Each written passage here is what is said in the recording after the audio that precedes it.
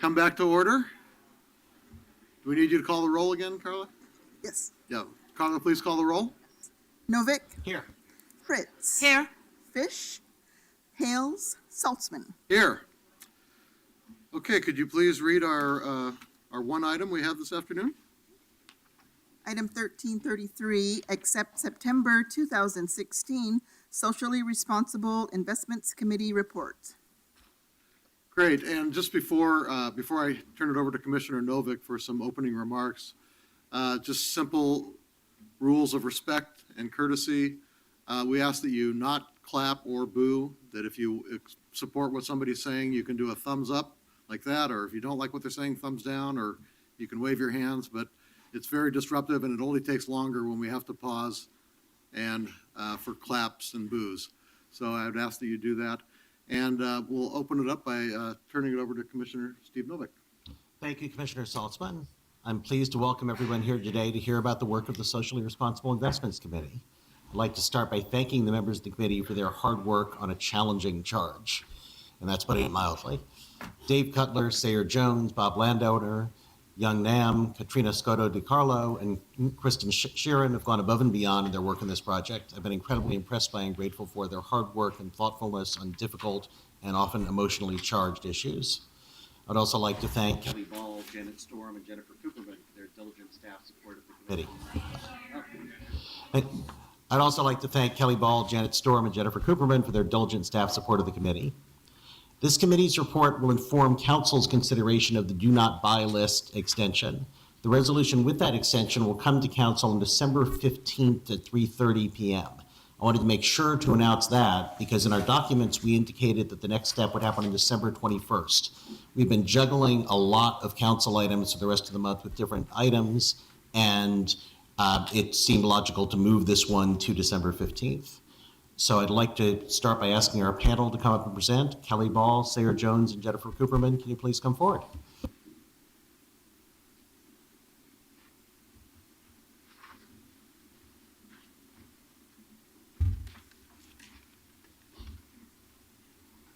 Good afternoon, Commissioners. Thank you for having us here today. My name is Kelly Ball, and I work in the Office of Management and Finance, and I'm the facilitator and one of the staff support people for the Socially Responsible Investments Committee. Today, we're asking you to accept the committee's report.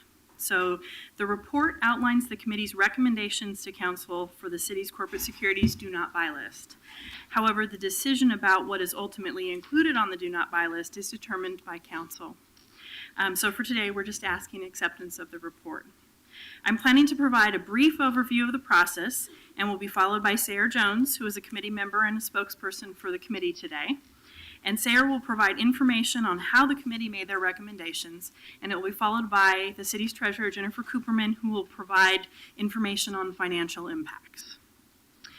In 2014, Council established a temporary committee that was charged with making recommendations on how the city could change its investment policies to incorporate social and ethical concerns.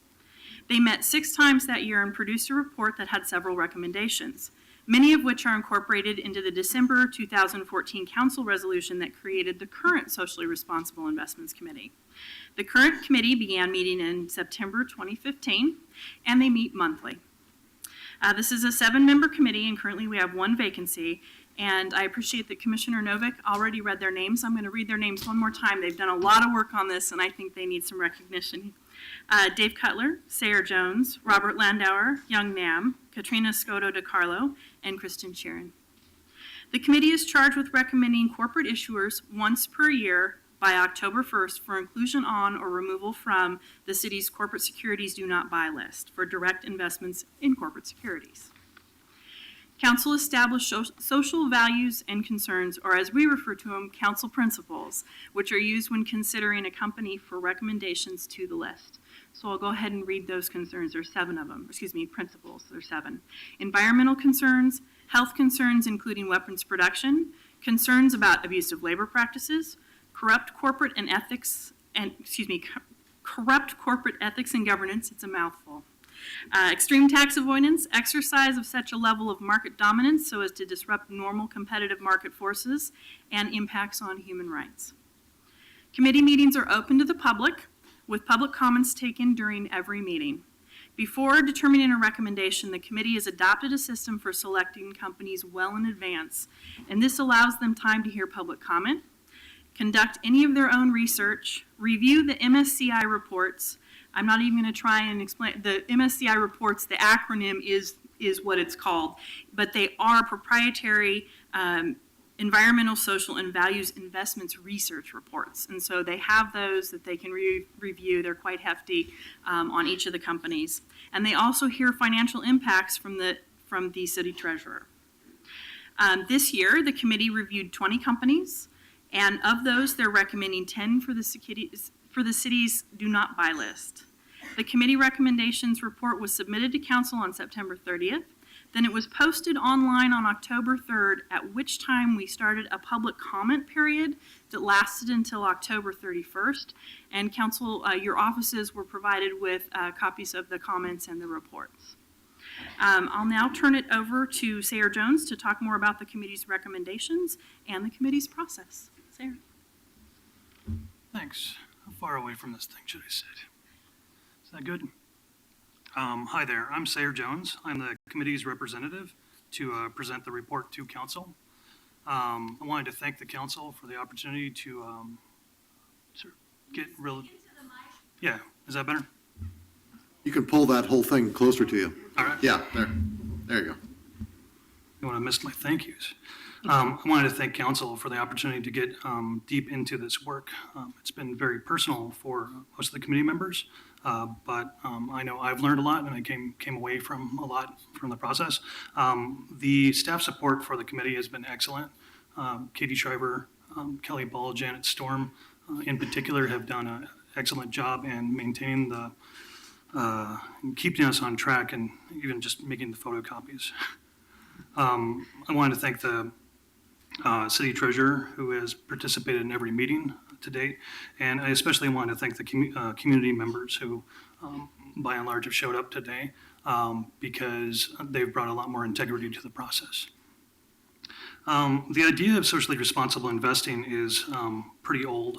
It probably came to the Americas with the Quakers, who were divesting of companies that were involved in the slave trade.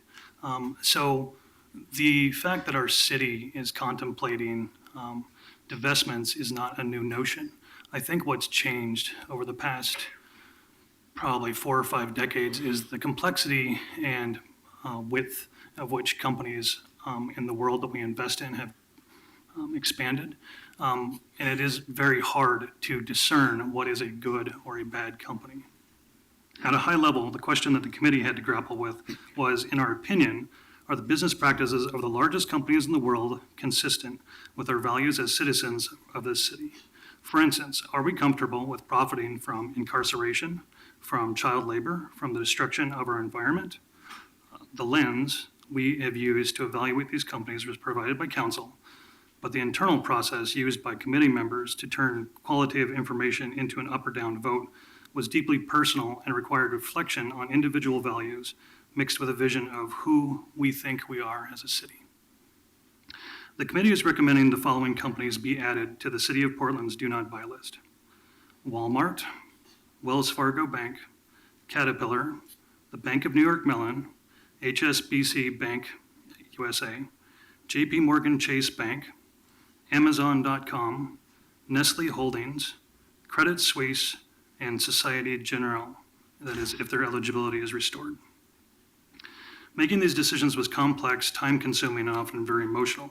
This work was isolating and offered very few avenues for unified support of positions.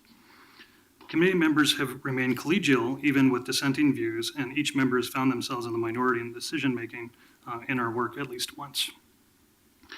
We were tasked with reviewing huge amounts of information, quite literally a pile of reports about this high, and also independent reports supplied by community members, and we also did individual research. For myself, I was spending 6 to 8 hours per month preparing for each meeting.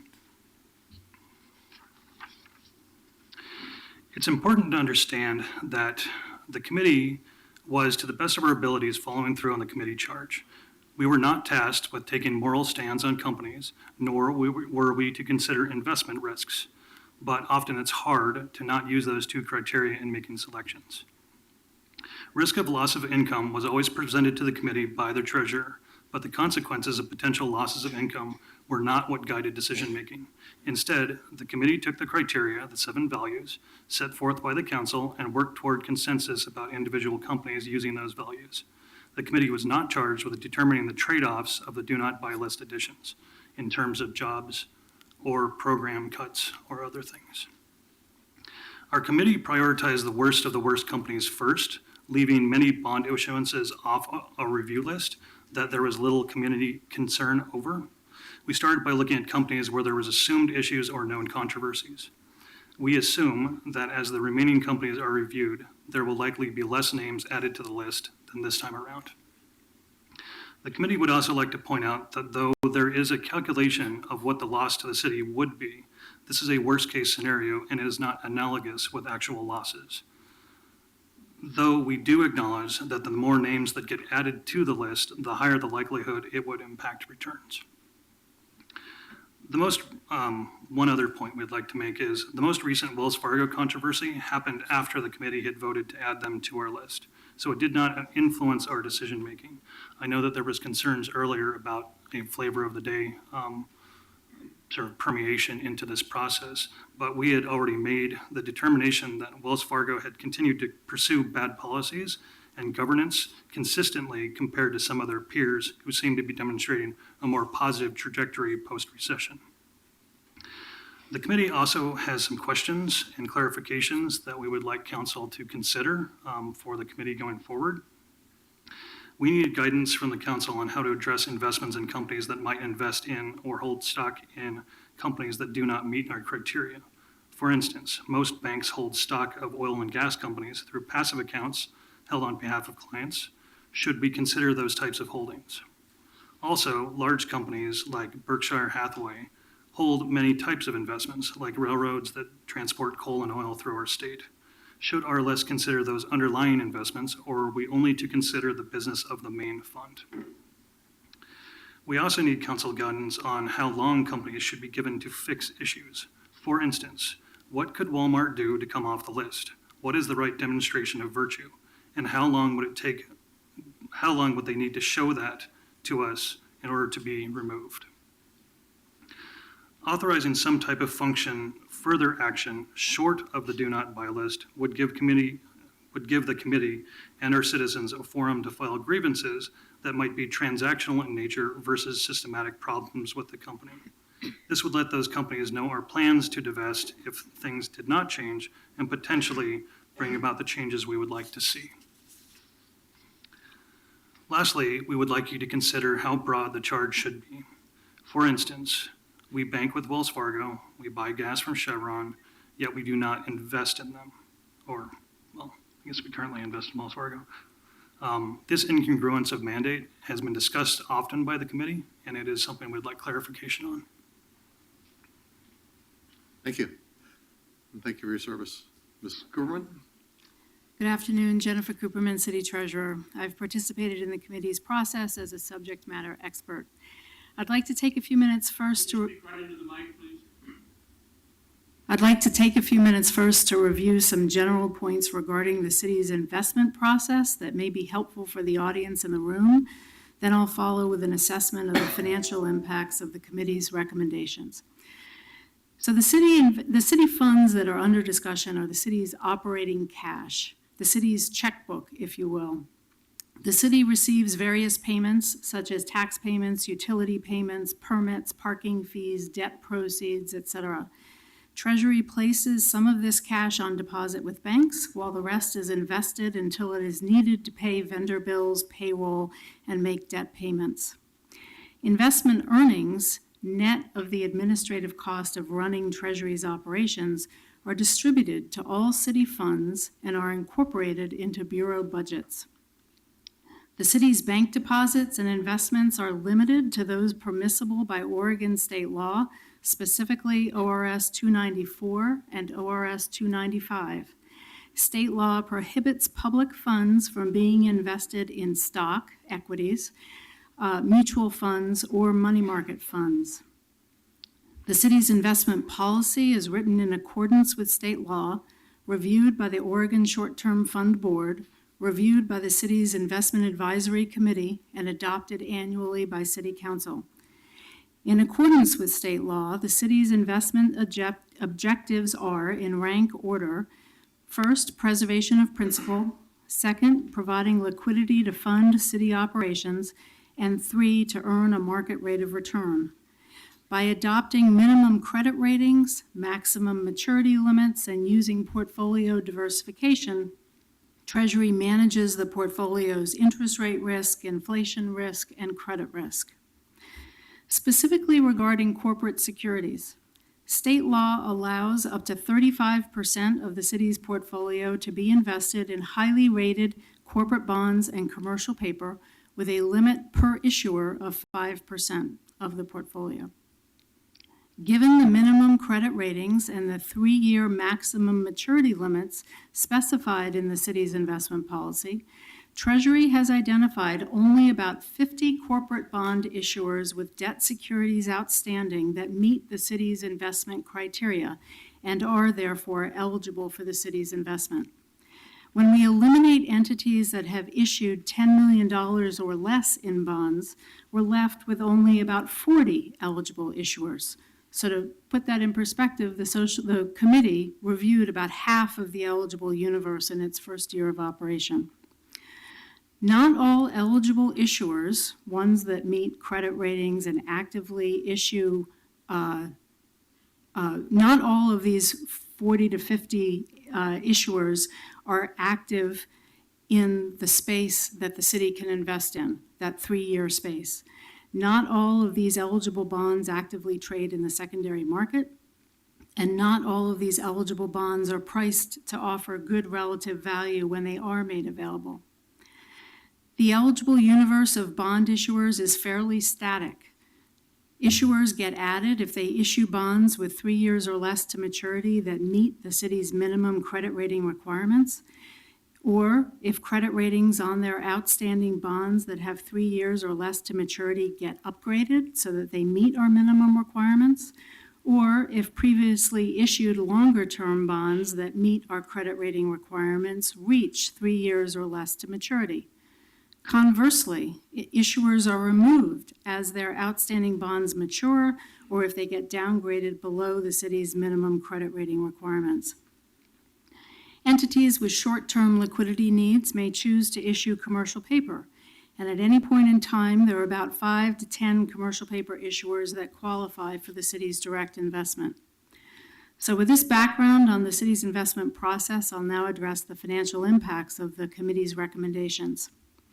In my September 13th memo to Council, I discussed the financial reasons we invest in corporate securities. Corporate securities provide portfolio diversification, and they offer additional yield over alternative investments such as U.S. Treasuries or U.S. agencies. That additional yield compensates us for assuming the credit risk of these corporate securities. Treasury's analysis of historical interest rate spreads indicate that 3-year AA3 rated corporate bonds have offered an additional yield of 91 basis points more than comparable maturity treasuries over the period 1997 to 2016. If we assume an average $1.5 billion portfolio that's fully invested in corporate securities to the 35%, this higher average yield translates to $4.7 million in additional investment earnings per year over the comparable term treasuries. Treasury's analysis of the city's actual investment earnings over the last 5 fiscal years indicates that corporate securities have averaged 17 to 32% of the total portfolio and have contributed 24 to 41% of the city's net investment earnings. In dollars, over the last 5 fiscal years, corporate securities have contributed $1.2 to $4.5 million per year in additional net investment earnings over alternative investments. Treasury's recommendation is that Council not limit the city's investment options that enable Treasury to earn interest income that goes to fund Bureau programs and services. If Council does approve a do not buy list, Treasury recommends that it be limited to as few names as possible so the city's already limited eligible universe of corporate issuers can remain as broad as possible. Corporate issuers that are removed are not easily replaced, particularly at equivalent rates of return. In my October 25th memo to Council, I responded to two of the committee's recommendations. The first of which pertains to private prisons, even though there are no private prison companies that have debt outstanding of a high enough credit quality for the city to purchase, and the recommendation extends to the banks that finance those private prisons. It's a slippery slope to reach beyond a specific company or industry on the do not buy list to the banks that provide their financing. It's not clear that Council intended the committee to reach this far. Treasury's recommendation is that if Council does add a moratorium on investments in private prisons, that the moratorium be only on direct investments in the companies that actually own and operate these for-profit prisons. The second recommendation asks that the do not buy list be used as a tool in the city's general procurement process. The city's procurement process is governed by Oregon state law and Portland City Code. Generally, any qualified business may participate in a competitive city procurement. Given the extensive work the city has taken over the last 10 years to assess vendors' corporate responsibility with policies, commissions, community forums, and given the risks of violating procurement law, Treasury's recommendation is that the do not buy list not be used as a tool in the city's procurement process. That concludes my prepared remarks, and I'll turn the floor back to Commissioner Novick. Thank you. Were there any questions? I have a question. How long have we been investing in corporate securities? In 2010, hold on.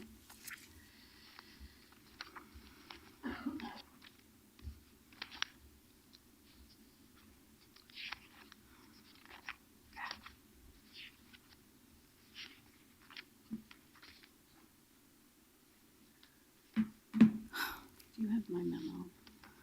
While you're searching, I will commend you, Treasurer Cooperman, because you have done a wonderful job of looking after the city's money, the citizens' money, and I appreciate that. Thank you.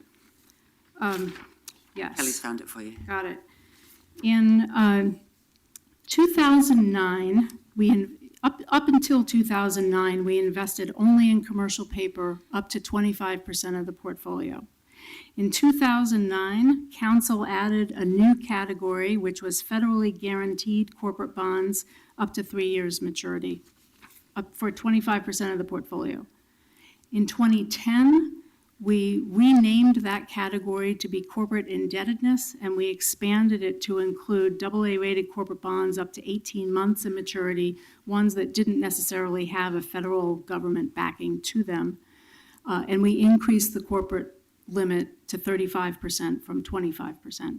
In 2012, the Council extended that 18-month allowable maturity to 3 years.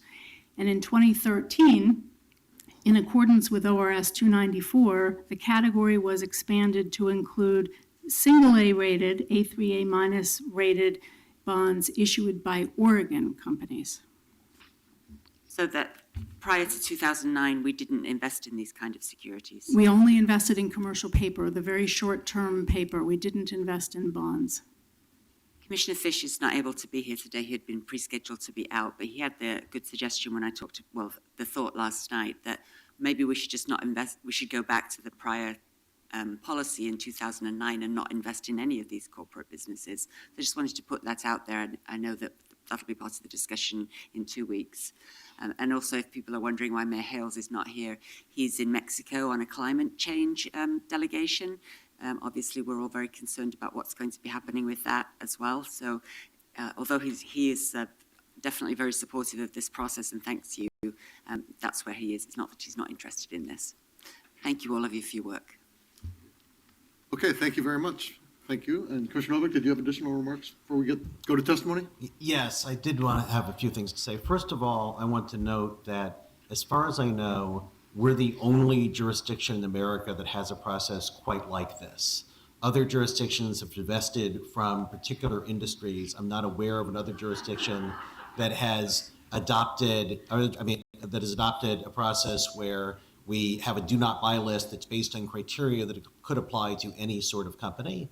So that's one of the reasons this has been an extremely challenging process. And Kelly and Janet and Jennifer and Katie Shriver of my staff and the members of the committee have been engaged in I think, an almost unprecedented process. And I want to thank them again for all of their hard work. Okay. This whole, actually, question, this whole thing was my idea.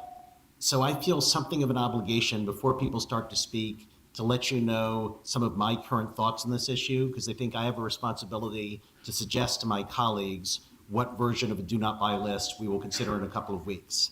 And I know that my current thoughts will be anathema to a number of people here, and that's part of the reason I want to give people a chance to respond to what I'm currently thinking and possibly change my mind and also, inform my colleagues' decisions.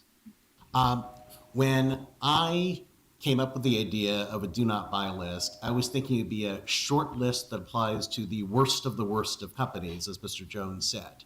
I want to give you an idea of what I meant by the worst of the worst. My assumption is that in a barbaric capitalist economy, most big companies do at least something which progressives might find offensive. My thinking was the do not buy list would only apply to companies that do things that within the context of our barbaric capitalist society are unusually offensive. In particular, I was thinking that when we look at this list of criteria, I wasn't planning to recommend that a company go on the list unless it violated more than one of the criteria, because my thinking was probably any company would violate at least one. Looking at the list that this hardworking, thoughtful committee brought forward, I do have a couple of concerns with regard to that idea of the worst of the worst. One is that some of the companies are on the list, at least in part because of who their customers are and what they do. My thinking is that in a capitalist economy, most companies will sell their product or service to whoever will buy it. So asking a company to say that it won't sell to certain customers seems to me to be going beyond asking a company to not be evil and asking them to be sort of affirmatively good in a way that I don't know is normal in a capitalist society. That's one concern. Another concern I have is actually reflected in the committee's deliberations on one company that's not on the list, Johnson & Johnson. The committee said the discussion on Johnson & Johnson was tabled and will be taken up at a later date. Discussion included the lack of comparison information for other pharmaceutical companies. That struck me as a reasonable concern, because I think that if we put a company on this list, people will assume that that means that it is worse than other companies in the same business. And here I will talk about a specific issue that's before us. There's the only reference I'll make to a specific company. With regard to Caterpillar, the committee's recommending we put it in the do not buy list essentially as a weapons manufacturer, thinking of bulldozers as weapons, which sells to a country which the committee believes is engaged in human rights violations. There are no other weapons manufacturers on our eligible issuer list. So the idea of putting this one weapons manufacturer, if you see them that way on the list, concerns me, because I think that some people, not knowing how limited our eligible issuer list is, might draw the conclusion that Caterpillar is the only weapons manufacturer that sells to countries that violate human rights, and frankly, that Israel is the world's worst human rights violator. And I do have to tell you that in an era of rising anti-Semitism, I am concerned about making a suggestion that would play into that. So I just want to let you know that those are some of my current thoughts, which obviously can change and maybe not be shared by the rest of the council. I also wanted to mention that as staff, as I think both Kelly and Jennifer noted, when we developed the charge of the committee, we directed the city treasurer to purchase and the committee to use a subscription from a company that gathers information to inform investors that are interested in environmental, social, and governance outcomes. The treasurer purchased a subscription to MSCI, a respected independent provider of research-based reports and analysis. The reports offer an independent assessment of how each company fares on a variety of principles which overlap with, although not identical to, the council has adopted. So as the committee in their own deliberations, and I in my deliberations, and I think my colleagues are going to be looking at the MSCI reports, which unfortunately they're proprietary. We can't disclose them, but I'll let you know that those will be part of our discussions.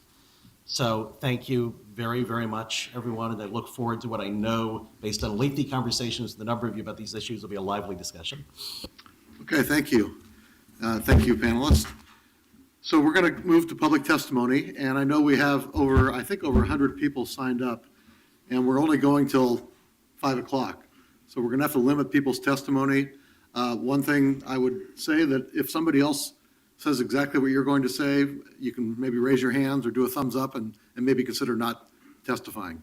But we're going to have to somehow get everybody who wants to testify in by 5. So we're going to start out at 2 minutes each for everybody. And as time goes on, if we have to ratchet that down to 1 minute, we'll do that in order to be out of here. And then, and the only thing, when Carla will call names 3 at a time. There's 3 microphones there, come on up. And you only have to give us your name. Unless you're a lobbyist, if you are a registered lobbyist, you have to disclose who you're here on behalf of. But otherwise, you can just give us your name. You don't have to give us your address. So with that going, we'll. Disability or? Oh, yeah, we always ask whether people with disabilities or people with young children would like to go first. So do we have anybody with young children in the audience, or? Okay, I don't see anybody. Oh, okay. Well, why don't you come on up, and then, Carl, you want to call 2 more names? Yes, the other 2 who are first on the list are Randy Rosenfield and Amanda Aguilar-Shank. Okay, so we'll have our first 3, and I said we're going to go to 2 minutes each. There'll be a warning buzz at 1 minute, 1.5 minutes, and then you have 30 seconds left, and there's a clock right in front of you. Why don't we start with you, sir? Okay. My name is Michael Triggerboff, and I have no notes here. The BDS movement and its local chapter, Occupation Free Portland, their goal is to delegitimize Israel and demonize Israel's. Could you speak on the microphone? Yeah. I'm sorry. Okay. I'm sorry. Okay. The BDS movement and its local chapter, Occupation Free Portland, their goal is to delegitimize Israel and demonize Israel's supporters. They intentionally misuse emotionally loaded terms like genocide and apartheid. On apartheid, Israeli Arabs, Christians, and Muslims both have the same political and civil rights as Israeli Jews. They serve on Israel's Supreme Court, its parliament, its diplomatic court, the police and military, and they represent the country in sporting and artistic and academic endeavors. Genocide. This is just vicious propaganda at its worst. Where are the concentration camps? Where are the ovens, the smokestacks, the piles of corpses? Saying that Israel is committing genocide is just vicious propaganda. BDS, which is what's behind this idea of going after Caterpillar, accuses Israel of acting colonially. This ignores the fact that Jews lived in that place ever since there have been Jews. They're not colonists. That's where they're from. BDS singles out Israel as the target of their animosity. They apply standards to Israel that they apply to no other country. They don't target products sold to Syria, Iran, North Korea, or Saudi Arabia, places which violate human rights in ways that are orders of magnitude worse than anything that happens in Israel. Israel is a democratic country that represents the rights of gay people and women. It has by far the best record on human rights in the entire Middle East. Prominent leaders have condemned the tactics of this BDS movement. Hillary Clinton said that countering BDS should be an American priority. Suzanne Bonamici is co-sponsoring a congressional resolution rejecting the tactics of BDS. Kate Brown, along with 32 governors, has condemned the tactics of BDS. I'm done. Your time is up. Oh, okay. Thank you. Ann, with you. My name is Randy Rosenfield, and I attended the Human Rights Council meeting when they discussed divesting from Caterpillar. By far, the justifications centered around Israel's supposed abuses against Palestinians. Today, we're being asked to divest from Caterpillar, but the Palestinian Authority and a range of West Bank and Gazan businesses have not divested. They buy Caterpillars from the Palestinian Tractor and Equipment Company. I'd like to read from that company's mission and commitment statements. As a Caterpillar dealer, we contribute to the welfare of our community and the development of the country. We support improvements in health, housing, water, and other services that are needed to improve living conditions and the Palestinian economy. Does it make sense to divest while the Palestinian Authority and this range of West Bank and Gazan companies do not? Is the SRI committee well-intentioned but misled? Calls to divest from Caterpillar have frequently been used as a means for Israel bashing. Citing the company's involvement with the Dakota pipeline is a recent and convenient cover. But maybe we should be asking a different question than who to divest from. With all the hatred in the world, let's find instead bridges, Israeli and Palestinian co-owned companies to invest in. They're out there, and we're really interested in standing up for human rights. Let's do the right thing. Thank you. Okay, please just give us your name, and you have 2 minutes. Thank you. My name is Amanda Aguilar Shank. I am Deputy Director of Enlace, convener of the National Prison Divestment Campaign and the Portland Prison Divestment Coalition.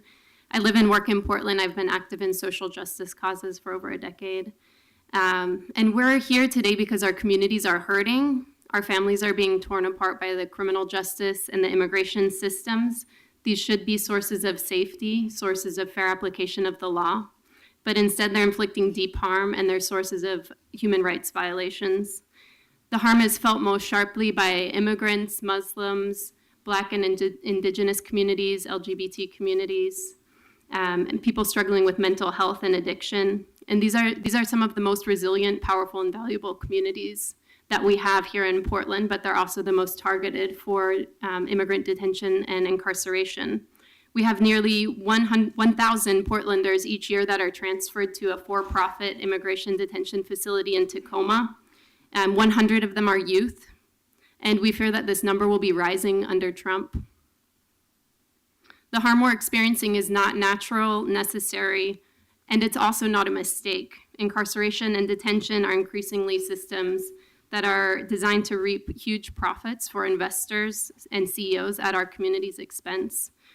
And shamefully, Portland is one of the investors that is reaping benefit from this industry. Corporations like Wells Fargo and JP Morgan Chase are fueling prison expansion, as we'll document with future testimony. And we are implicated as a city in that. As taxpayers and as a broad coalition, we believe our taxes should be used to fuel investments in healthy and strong communities. Not to fuel a system that dehumanizes us, defrauds us, destroys our natural resources, and locks us away. So we're here today to unite behind the SRIC recommendations and hope that you will do the right thing by approving them. Thank you very much. Thank you. Next three, please. Are Jamie Trinkle, Roberta Phillip Robbins, and Casey Jama. And they'll be followed by number 6, 7, and 8, Bob Hornstein, Craig Burney, and Rabbi Fisher. Okay, I thought I saw Casey Jama here. Oh, he's in the overflow. Okay, so he's on his way. Okay, go ahead. We'll start with you, ma'am. All right. My name is Jamie Trinkle. I'm the Senior Campaign and Research Coordinator at Enlace, convener of the Prison Divestment Campaign and the Portland Prison Divestment Coalition, which includes 23 organizations that demand you take bold action today. Whose money is fueling the harms Amanda just mentioned? Ours, the City of Portland's. Wells Fargo, JP Morgan Chase, HSBC, and Bank of New York Mellon are major lenders and active investors in private prisons. Banks bankrolling prisons is what allows prisons to expand, build new facilities, and lobby for lock-em-up policies that harm Portlanders and communities of color nationally. The City of Portland currently holds millions in corporate bonds from these banks, and no screen is available to prevent our money from being invested in prison expansion. The problems of mass incarceration, immigrant detention, and of criminalization of our communities are large, but not so large that they cannot be solved. When the City of Portland takes a step to cut ties, we will become national leaders. We will become the first municipality in the country to cut our ties with private prisons and to publicly chastise prison lenders and investors. Other cities are already reaching out to Enlace, looking for Portland's leadership and asking how to follow. We will be part of financially isolating the prison industry, stopping its growth, and eventually of curbing the expansion of mass incarceration and hypercriminalization. Ensuring that the City of Portland does not invest in banks that profit from and provide credit for the expansion of private prisons will keep our community and members out of the cycle of criminalization. Adding banks to the do not buy list is the start of a meaningful conversation with these banks. When they stop the harm, when they stop investing in private prisons, we can reinvest. Our immigrant, of color, Muslim, Indigenous, and LGBTQ communities are looking to you to take bold, creative, and holistic action in the face of the threat Trump poses to our freedoms and lives. We need you to do the right thing. City Council today should uphold its commitment to not invest in human rights abuses by following the SRI Committee's recommendation to add the banks involved in lending to and investing in private prisons to its do not buy list. I also fully support adding Caterpillar and banks financing the Dakota Access Pipeline to the do not buy list. Thank you. Roberta? Good afternoon, council, guests. Roberta Phillip Robbins, MRG Foundation Executive Director. Where we choose to invest is a statement of our values. City leaders are entrusted to be good stewards of the public dollar. Once again, Portland can be a national leader here. Divesting from the for-profit prison industry will send a strong message that our city is brave enough to take the lead to end a perverse relationship wherein corporations make millions of dollars on the criminalization of poor people and people of color. The City of Portland should use public tax dollars responsibly and as a mechanism to achieve social justice, as a leverage point to demand equity, not as a mechanism to dehumanize the poor and communities of color. City Council should honor the process you set in motion and adopt the Socially Responsible Investment Committee's recommendations to not buy bonds of the 10 corporations identified by the SRIC as the worst of the worst. Thank you. Thank you. Good afternoon, Council. My name is Casey Chama. First of all, happy holidays, everyone. My name is Casey Chama. I'm the Executive Director of United Oregon. We are a statewide organization led by people of color, immigrant refugees, and rural communities, and people experiencing poverty. We are working across Oregon to build a unified interracial movement for justice. We are here today to strongly support placing this list of bank profiteers of the prison industrial complex into the Socially Responsible Investment Committee brought forth by Commissioner Novick. Immigrant refugees and people of color are disproportionately impacted by mass incarceration in prison and detention centers around the country, including the one in Tacoma. The number is alarming. U.S. now increases 25% of its world prisons, about 25% of world's prison population, and has 5% of the world's population. No other country incarcerates such a large number of people of color, immigrant refugees, and low-income communities. The City of Portland should not be in the business of profiteering from this. We are calling for end by the city investment in prison profiteers.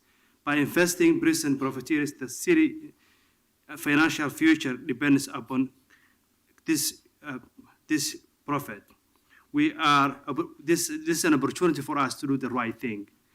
I want to quickly share with you my experience when I went a young man who went sent to Tacoma. His infraction was simply not paying few times for his max ticket, and he was sent to Tacoma. It took me 2.5 months going with his family to release from Tacoma. That's just one example of many. I encourage you to adopt this policy. Thank you very much. Thank you all. Next three. Are Bob Hornstein, Craig Burney, and Rabbi Fisher, and they'll be followed by 9, 10, and 11, CJ Robbins, Audrey Alverson, and Shabre Vickers. Welcome. Again, you just need to give us your name, and you each have 2 minutes. Hi, I'm Bob Hornstein. Thank you for this opportunity to speak in opposition to the proposal to put Caterpillar on the do not buy list. I'm with the Jewish Federation of Greater Portland's Community Relations Council, which is reflective of a broad cross-section of the Jewish community. We have representation from every congregation in the Greater Portland area, from Humanist to Orthodox. That allows us to speak on behalf of the organized community on a range of issues. And I'm telling you that because despite the presence of a small fringe Jewish group on the opposite side of this issue, from the outset, from the time the Human Rights Commission considered this misguided proposal, our community, the mainstream Jewish community, has been unified in its opposition to the proposal. For us, it's not about Caterpillar per se, it's about the divisive agenda from the groups that are driving this proposal, that being the so-called Occupation Free Portland, or just the local version of the anti-Israel boycott, divestment, sanctions, BDS movement. A couple of quick points. Caterpillar was certainly originally targeted because it sells equipment to the state of Israel through the United States government. We were curious to know why the SRI committee, for example, didn't consider companies that sell products to the Syrian government, which has slaughtered hundreds of thousands of its own citizens, the worst of the worst, as Commissioner Novick stated. Why not consider car companies whose cars are sold to Saudi Arabia, where women cannot even drive? Or how about companies that sell to Iran cranes that are used to string up and display the corpses of Iranian gay people?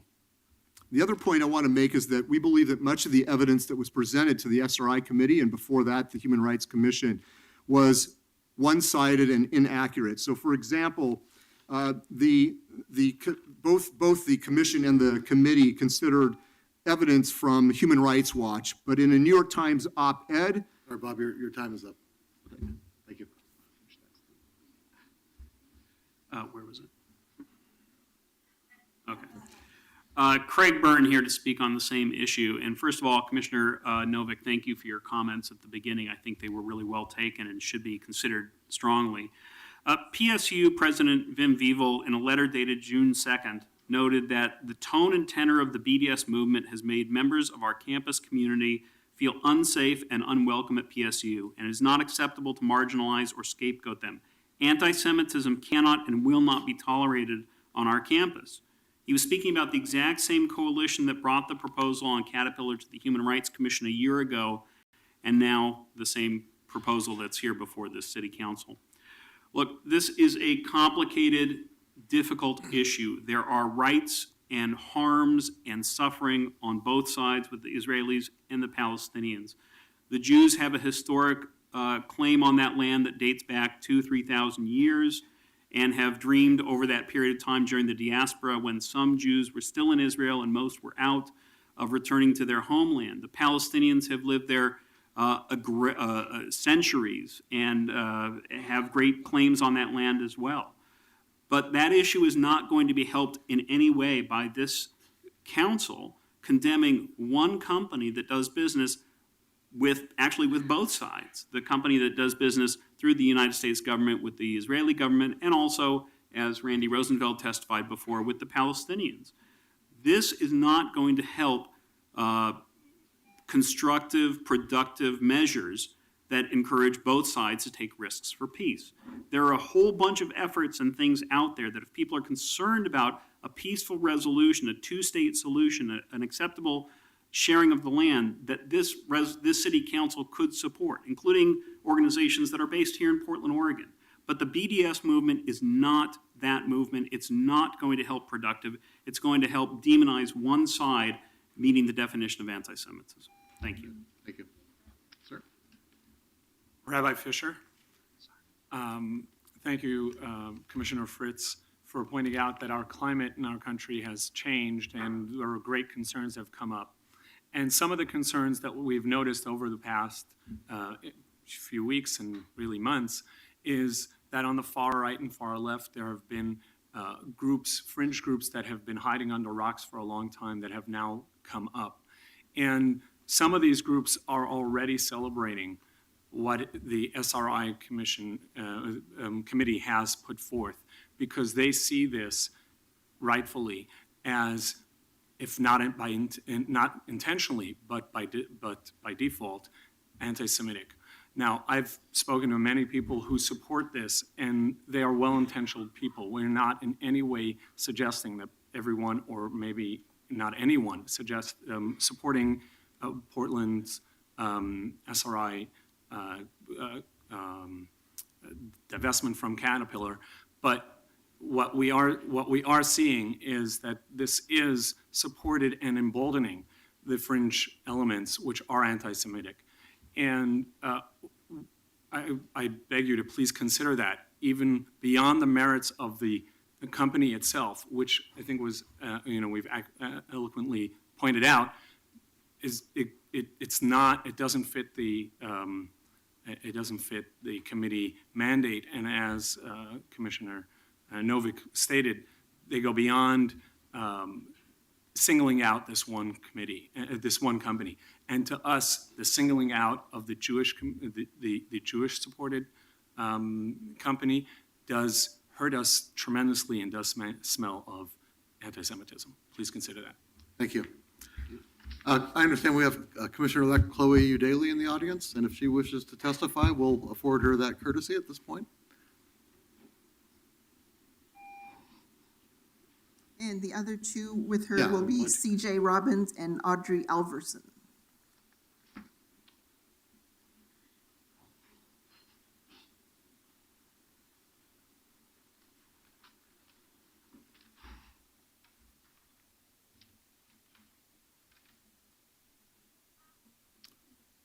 Okay, start with you, ma'am.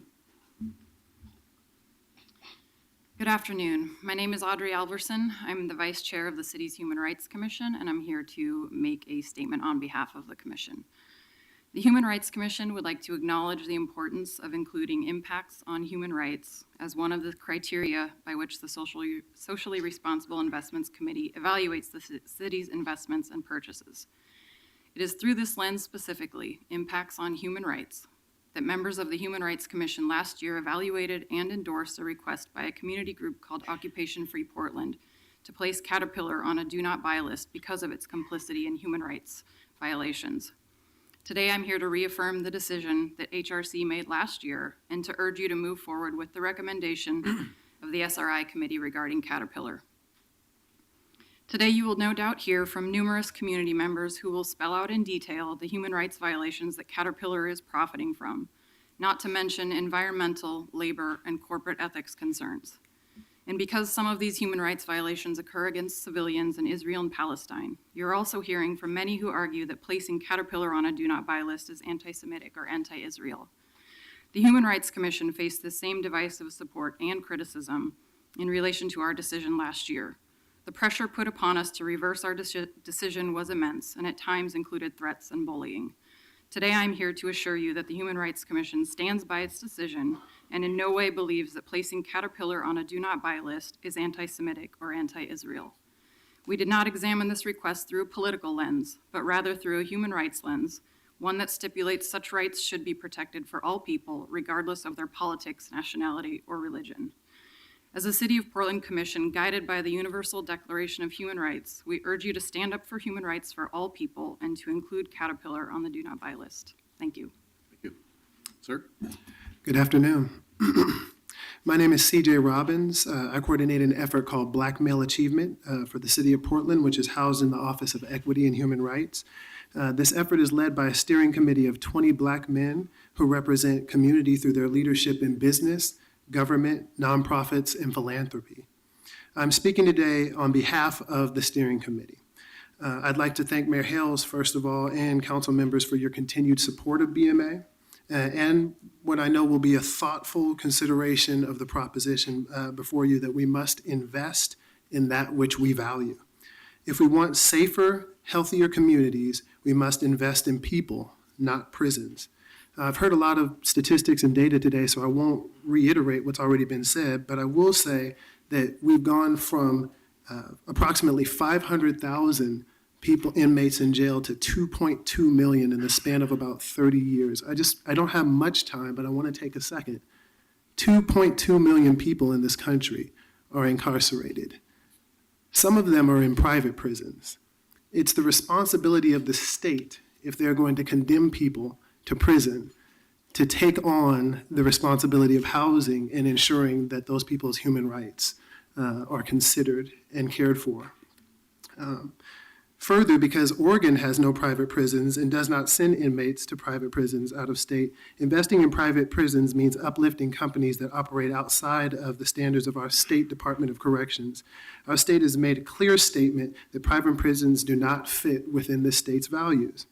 In closing, the Black Male Achievement Steering Committee supports the recommendations of the Socially Responsible Investments Committee to add the previously named organizations to the Do Not Buy list. We also fully support the inclusion on that list of Caterpillar and any other organizations that invest in prisons. Let us invest in that which builds social capital in all communities by focusing on our equity values that we have articulated and adopted for our city. Let us put our money where our mouth is. Thank you. Thank you. Next three. Next three, Shabre Vickers, Roz Roseman, Richard Toll. They will be followed by Isabella Fernandez and Peter Parks, and also Maxine Fuchsen. Okay, Ms. Vickers, we'll start with you. Great, thank you. Good afternoon, Commissioners Novick, Fritz, and Saltzman. My name is Shabre Vickers, and I come before you today in my role as Chair of the Human Rights Commission. You've heard from Audrey Alverson, our Vice Chair, and are more aware of why our commission moved forward with the suggestion to the Socially Responsible Investment Committee to further look into the option to add Caterpillar, an American company, to the City of Portland Do Not Buy list.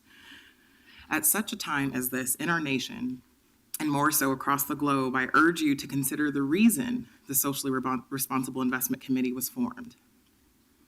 Consider the reasons and rationale the committee was given to use as tenets of their work, those 7 values inclusive of human rights abuses. Intentional and clear, decisive action towards social responsibility is not something to take lightly at this time. Your decisions as elected officials are and should always move towards action that ensures basic human rights are upheld, as noted in the Universal Declaration of Human Rights. The more recent oppressive, explicit, and overt hate incidents here in Portland and across the nation require that we, as community members, discern clearly ways to take action that preserve human rights. I ask you to consider the lens you asked the Human Rights Commission to utilize in our work, and why that work is important in actions and decisions that you have before you today. On OPB and NPR earlier today, an interview made mention of the anti-Semitism both you referenced earlier and that was referenced here. However, the point of the interview was to ask us all to recognize the complexity of this concept in our new reality post the election just a few weeks ago. You cannot deny the complexity of these issues. However, the SRI committee is asking you to respond as you first asked them to do. The semantics behind what is or what is not a human rights abuse can be made more clear today, defined in your actions that you take. I lift up the 4,000 mentions of appreciation that came to us after our decision, and I want to say that anti-Semitism cannot and will not be tolerated. However, neither will human rights abuses. Thank you. Thank you. I'm Roz Roseman, and I'm not here to talk about Israel as a home of last resort for a beleaguered people or as a bastion of democratic government in that part of the world, or whether there are or are not violations of rights there. I'm asking you not to use a do not buy list proposal that demonizes Israel. I could remind all of us, including the Human Rights Commission, of the long list of countries in the world with minority populations who stand accused or proven to be violators of human rights, including accusations against the United States. Is that committee prepared to study what companies to boycott in all these countries? I will remind us, sad and angry and hurt as many of us are, that somehow UN agencies and others, like this committee, enjoy the game of making Israel their main accused of choice, their repeated accused of choice, while ignoring so many other countries with proven bad human rights records. In 2016, Amnesty International said the world reached a nadir of human rights and listed 10 countries they considered to have hit their populations or their protective institutions. But I won't regale you with that list, pro or con, or ask you why was that committee picking out one country and not all 10. I'm not asking that committee to list the companies that sell to Russia, China, Hungary, Pakistan, Gambia, and so on, or ask you, what research did the committee do itself? I'm here to talk about the role of city government, where your resources, your money, and your time should go, and it is not dealing with what other countries do. You do know what your role is. It's to represent all of us. I'm asking you, please do not sow disunity in our city by taking on international matters. You have enough to do. Worry about the bike lanes, about housing people, and about neighborhoods that don't have enough sidewalks or parks or a million other things. So stay away from these divisive foreign issues that exceed your mandate. If it were your job to issue opinions on what other countries do, you would then have the moral obligation not to pick and choose casually on some citizen request on one country, Okay, ma'am. but to investigate all the accused countries to see which deserve the listing.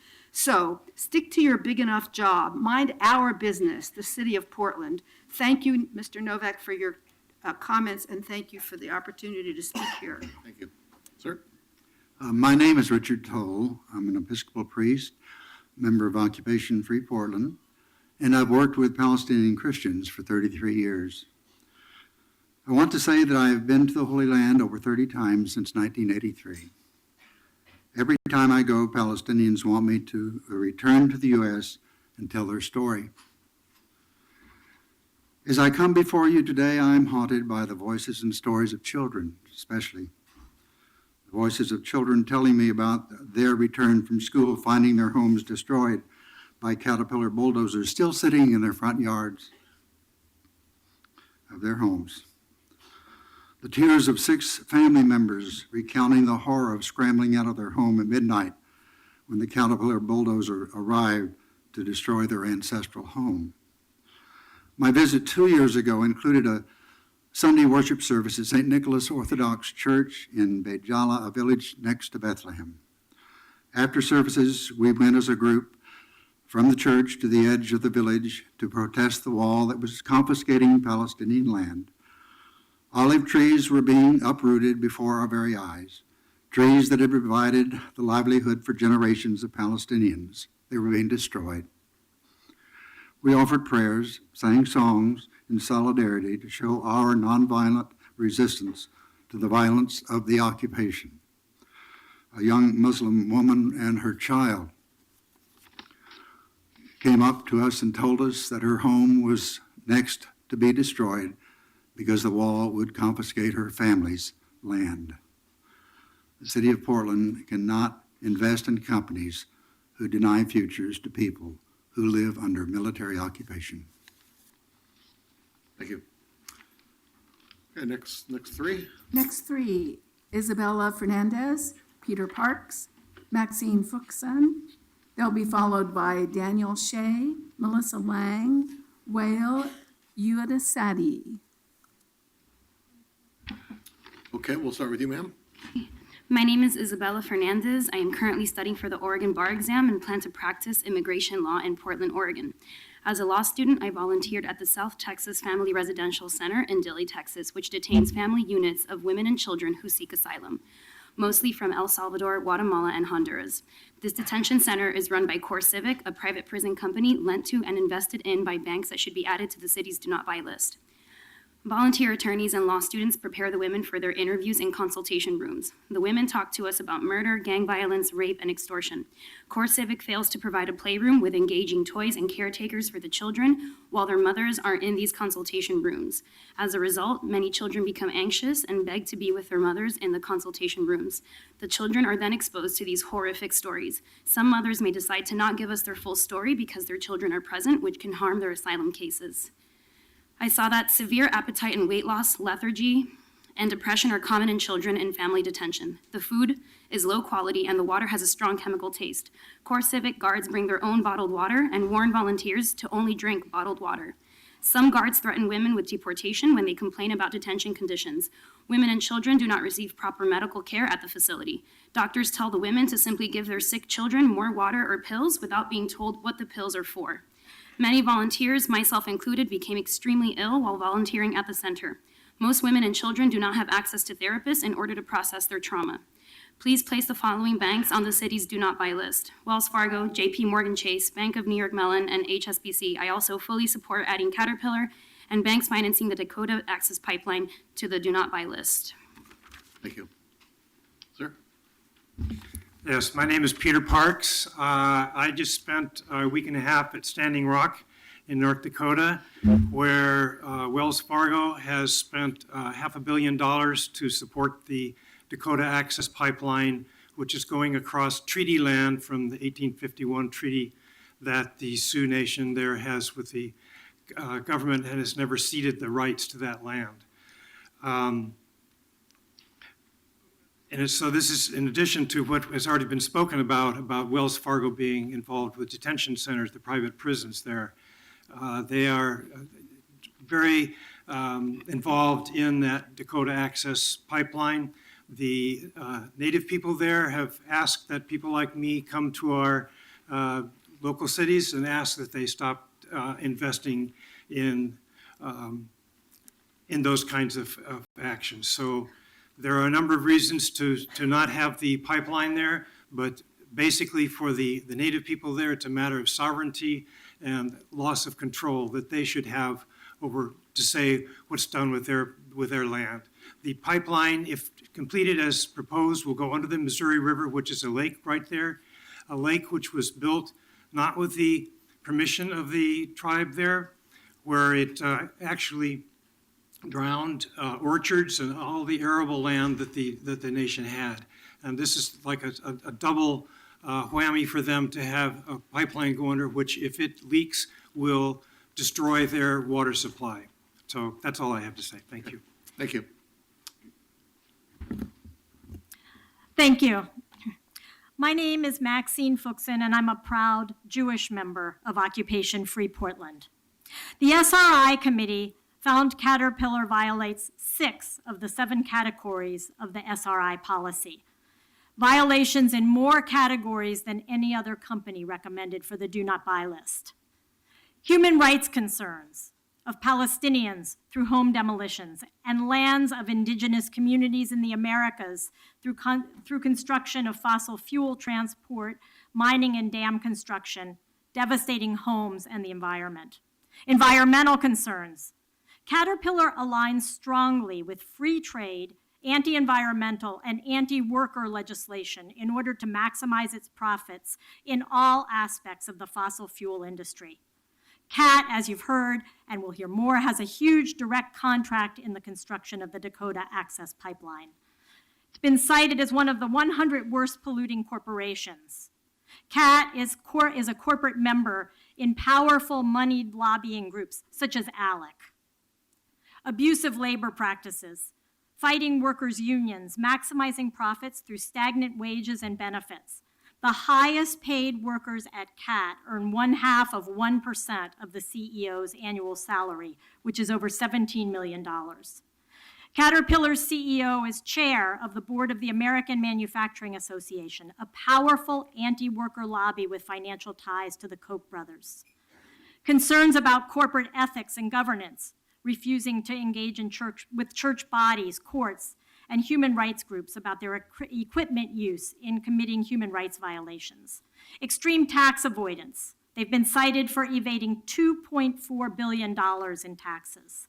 Health concerns, including weapons production, for aiding and abetting war crimes with armed bulldozers used as weapons by the Israeli military to level civilian neighborhoods in violation of human rights and international law.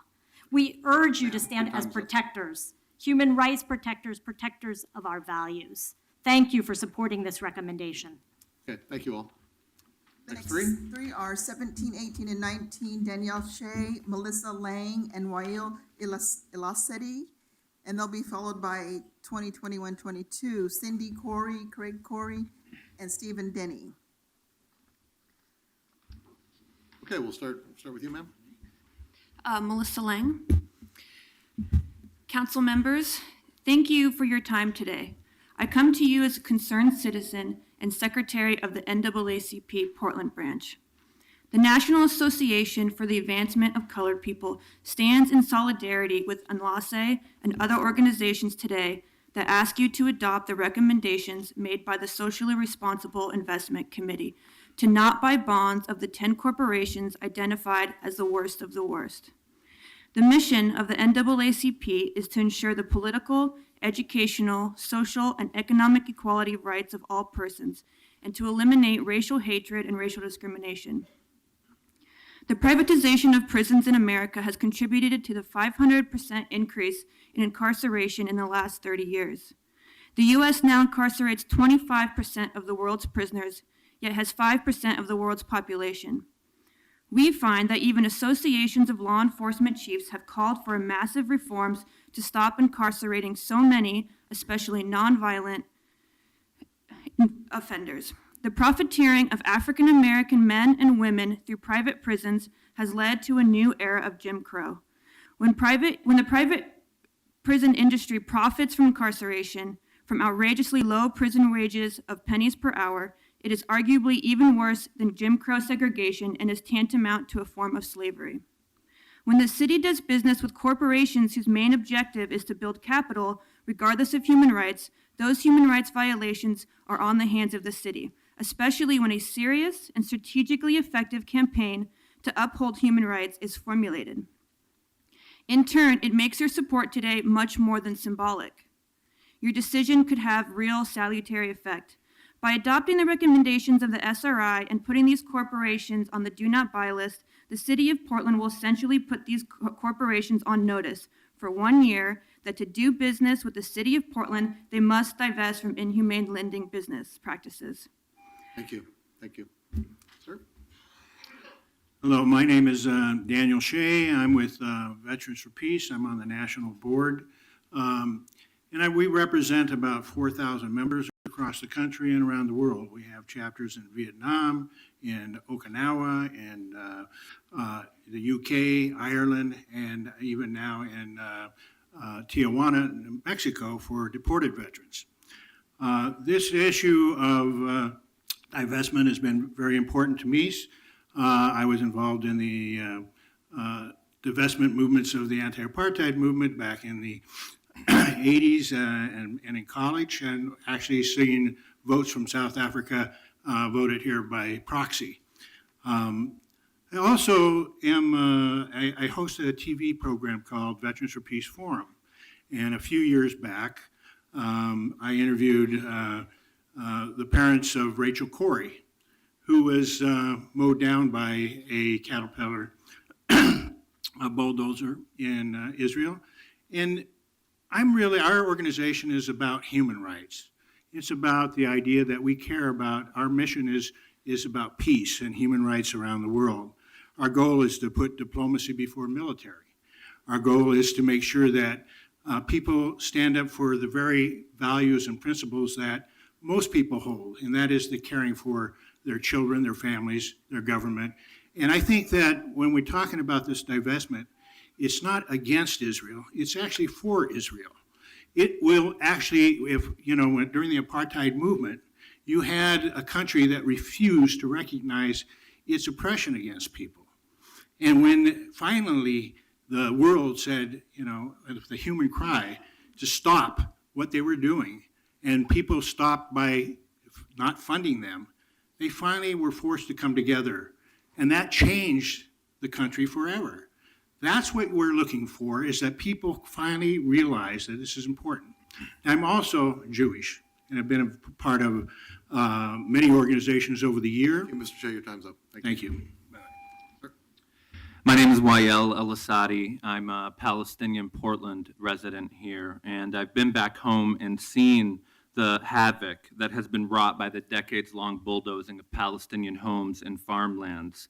These are the types of violations of human rights that the Caterpillar Corporation is involved in through its sale of the D9 weaponized bulldozer.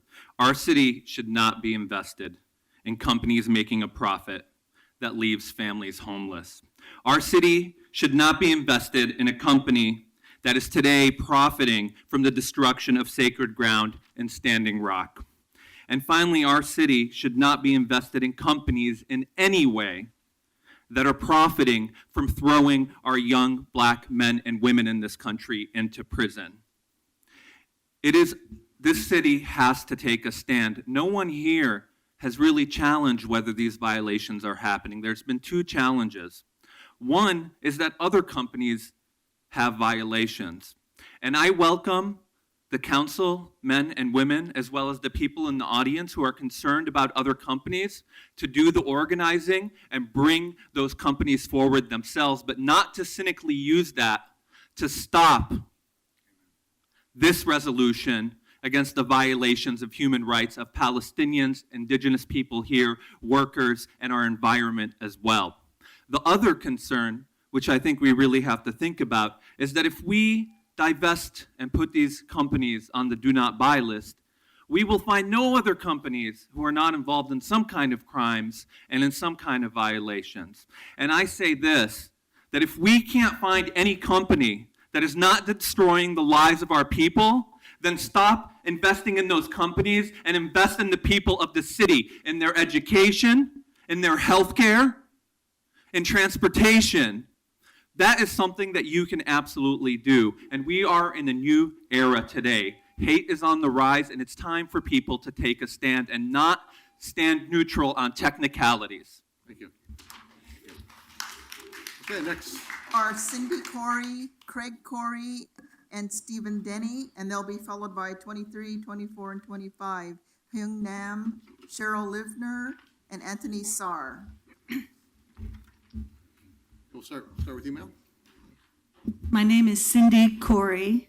Thank you to the City Council and to your Socially Responsible Investment Committee.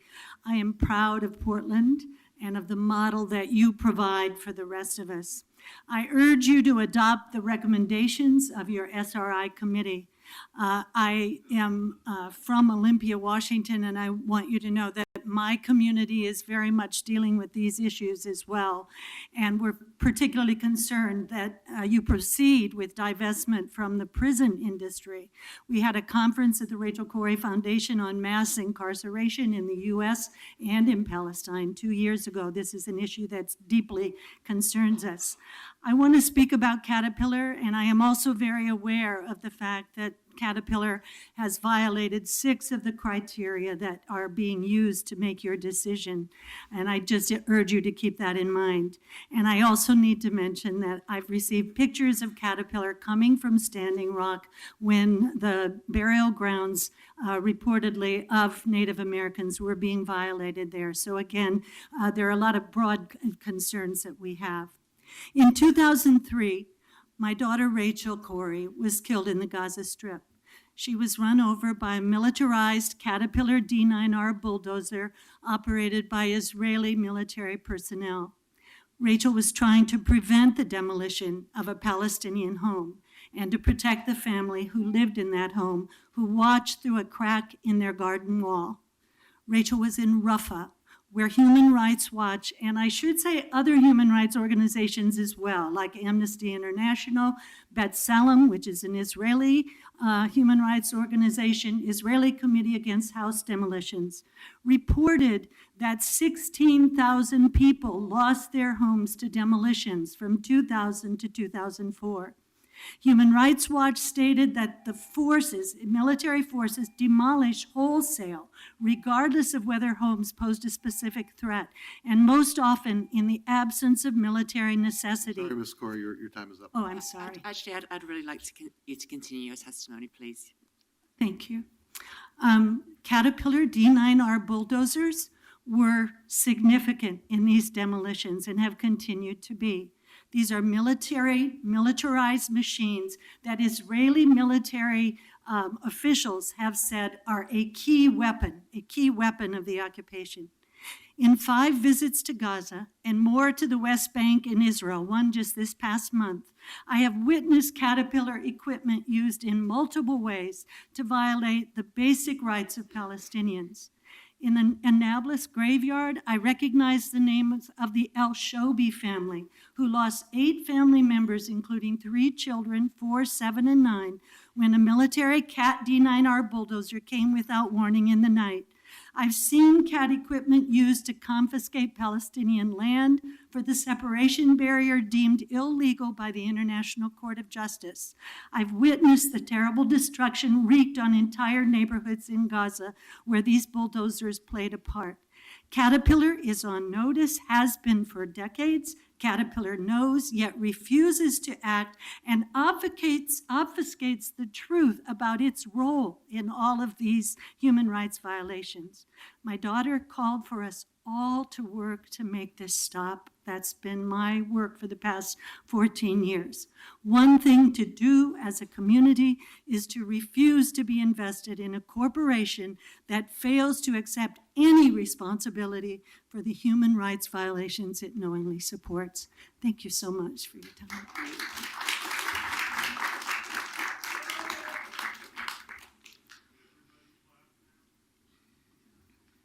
I'm Craig Corey. I'm Cindy's husband and the father of Rachel Corey. I want to react to a couple of things that have been said here. First of all, the talk about anti-Semitism. When Rachel was killed, within moments, we had support from Jewish groups across the United States and, in fact, from Israel. It's our Jewish friends inside Israel that taught us that to criticize the actions of a government or a company is not anti-Semitic. And we stand by that at this continuing for the last 13 years. The other thing I want to say goes to you, Commissioner Novick. I commend you for the idea of starting this conversation. I think that it's important that for a city to think about whether actions on one area might actually be destructive to the city or the community as a whole. And I think that investing does that. When you said, however, that you didn't think that that a corporation could be responsible for what somebody does after they buy their products, I want to react to that because I agree with you. When our daughter was killed, I thought that's not the fault of Caterpillar. You know, they sold the bulldozers. And then I found out that they had for years been on notice for how the bulldozers were used in human rights violations. And then after that, after Rachel was killed, first of all, we wrote the chairman a letter and asked to come talk to him. We actually went to Peoria to talk with him, even though he said we couldn't, that he didn't want to meet with us, and they did refuse to let my wife and myself into their building. We finally got to mention this stuff in a shareholders meeting where we were able to vote on the Sisters of Laredo's stock. That had no impact on them. And so imagine my frustration when years later I'm reading about and hearing about an 18-year-old Palestinian man who was wounded and with this bulldozer was used again to actually cut open his head, expose his brain, and of course kill him. They are responsible. And if you invest in them, then you take on that responsibility yourself if you profit from that. So think carefully about all this. And thank you for your attention. Thank you very much for coming down from Olympia. Good afternoon. I'm Stephen Denny. I commend the Socially Responsible Investments Committee for their work on behalf of the City of Portland. I stand today in favor of adding Caterpillar to Portland's corporate securities do not buy list. In 2003 and 2004, I observed 82 businesses destroyed by Caterpillar bulldozers in Nazlet, Isa, for a checkpoint between two Palestinian areas. In 2004, I watched Caterpillar bulldozers, loaders, and excavators build a wall through the middle of a Palestinian village. Caterpillar is aware their equipment is being used by the State of Israel to unlawfully colonize occupied territory by building cities, roads, and related infrastructure in areas that they occupy. This is a violation of international law. Caterpillar has a moral responsibility to stop supplying equipment to the State of Israel when aware it is used unethically. Caterpillar has not practiced due diligence, a requirement of the United Nations guiding principles on business and human rights. Their reputation is so bad. On April 13, 2005, Caterpillar's unwillingness to respond to the moral imperative resulted in an International Day of Action against Caterpillar. Endorsers included Amnesty International, Human Rights Watch, the National Council of Churches, Jewish Voice for Peace, Presbyterian Church USA, and Sisters of Laredo. Today, Caterpillar continues to ignore issues of human rights, justice, labor, and tax law. Caterpillar needs to be on Portland's corporate securities do not buy list. Thank you. Okay, next three. are Hun Nam, Cheryl Livner, and Anthony Sarr, and they'll be followed by 26, 27, and 28, Jeff Reingold, Randy Peterson, and Michael Weiner. Go ahead, sir. Hi, I'm Hyung Nam. I'm one of the members of the Portland Socially Responsible Investment Committee. And I'm really disappointed that we're hearing all this testimony and even what you, Commissioner Novick, has said about our report. It makes me wonder if all the people that are questioning our report have even bothered to read our report. If you actually read our report, you'll see that especially Caterpillar and Wells Fargo are the worst of the worst. They are the deplorables. And in fact, they're very much involved with Trump's expansion of not only prisons, but also building the pipeline and destroying Native American territory in North Dakota. First of all, as far as talking about other companies, we looked at the eligible issuers. So to try to compare Caterpillar to some other company, tell me what other company you're talking about on our eligible issuers list. But as far as what you said, Mr. Novick, about Caterpillar, about targeting companies that do things or sell things to customers, first of all, the D9 armored bulldozer is co-designed by the IDF. With machine gun mounts as well. But besides that, as Maxine Fuchsen has said, there's 6 different criteria that got us to put Caterpillar on the do not buy list. Not only the human rights violations, but $2.4 billion in tax evasions, cutting and running from states where they got $199 million in subsidies and cut jobs and went to another state or moved to Mexico. And now they're not only involved in Dakota Access, but also Trump has just recently said that he's going to build the wall with only Caterpillar equipment. On top of that, the prison stocks are going up because the prison companies want to massively expand building for-profit prisons. And look at who is working with Trump. Chris Kobach, who speaks to white nationalist groups, and he co-wrote Arizona's SB 1070 to imprison people for profits of Corrections Corporation of America. Thank you. Can I have extended time, please? No, I'm sorry. Thank you. My name is Cheryl Livnay, and I would like to talk about the sympathy that I have for all the Palestinian families we've been hearing about. But what about the suffering that the Palestinians force upon the Israelis? What about the Jewish victims of Palestinian terror? And I would like us to keep that in mind as we talk about this proposal, because Caterpillar does business with Israel. It is based on several false claims. One we heard just a few minutes ago, and that is that Jewish Israelis are colonialists displacing an indigenous population. The Jewish historical and religious connection to this land dates back over 3,000 years. It's backed up and documented by contemporary Greek and Roman authors, by the Arch of Titus in Rome, and by many archaeological finds. This proposal is a smokescreen to attack and vilify Israel and its right to exist as a democratic homeland of the Jewish people. Also, we hear about genocide of the Palestinian people. First of all, it's offensive to use that term repeatedly when genocide was a term used when people were trying to wipe out the Jewish people from this earth.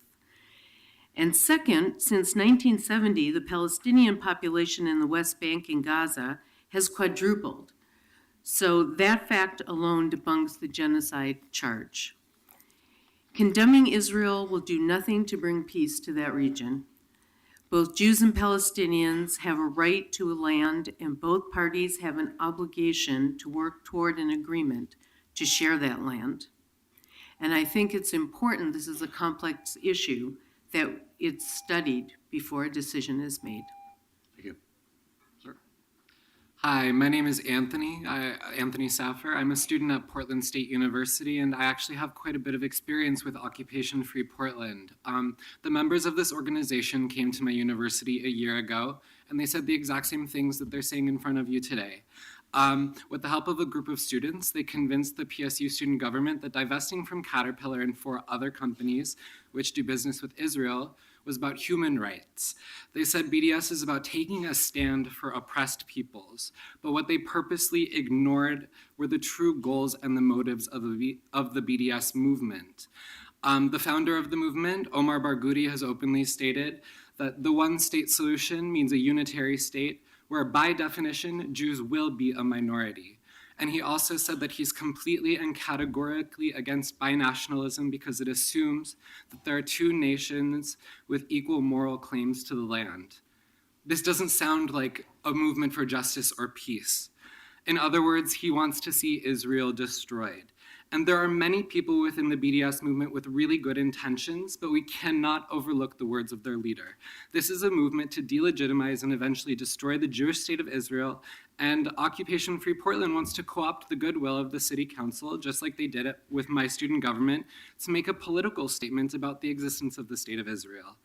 As a result of what my student government has done, Jewish students on campus feel really unsafe and unwelcome because over the course of the last year, our student government has ignored concerns that Jewish students have about their safety and the true intentions of the BDS resolution that took place. And after a long fight, that resolution finally passed, and it's going to have lasting effects on our community at PSU. The same will be true for the greater Portland Jewish community if this body puts Caterpillar on the do not buy list. I urge you to really see the true intentions of the BDS movement and to keep Caterpillar off that list. Thank you so much. Thank you all. Mr. Nunn, I just wanted to thank you for your service on the committee and to remind you and others that we're not going to be deliberating or voting for 2 weeks. If you could send the remainder of your testimony in writing, I'd really appreciate it. Yes, thank you so much.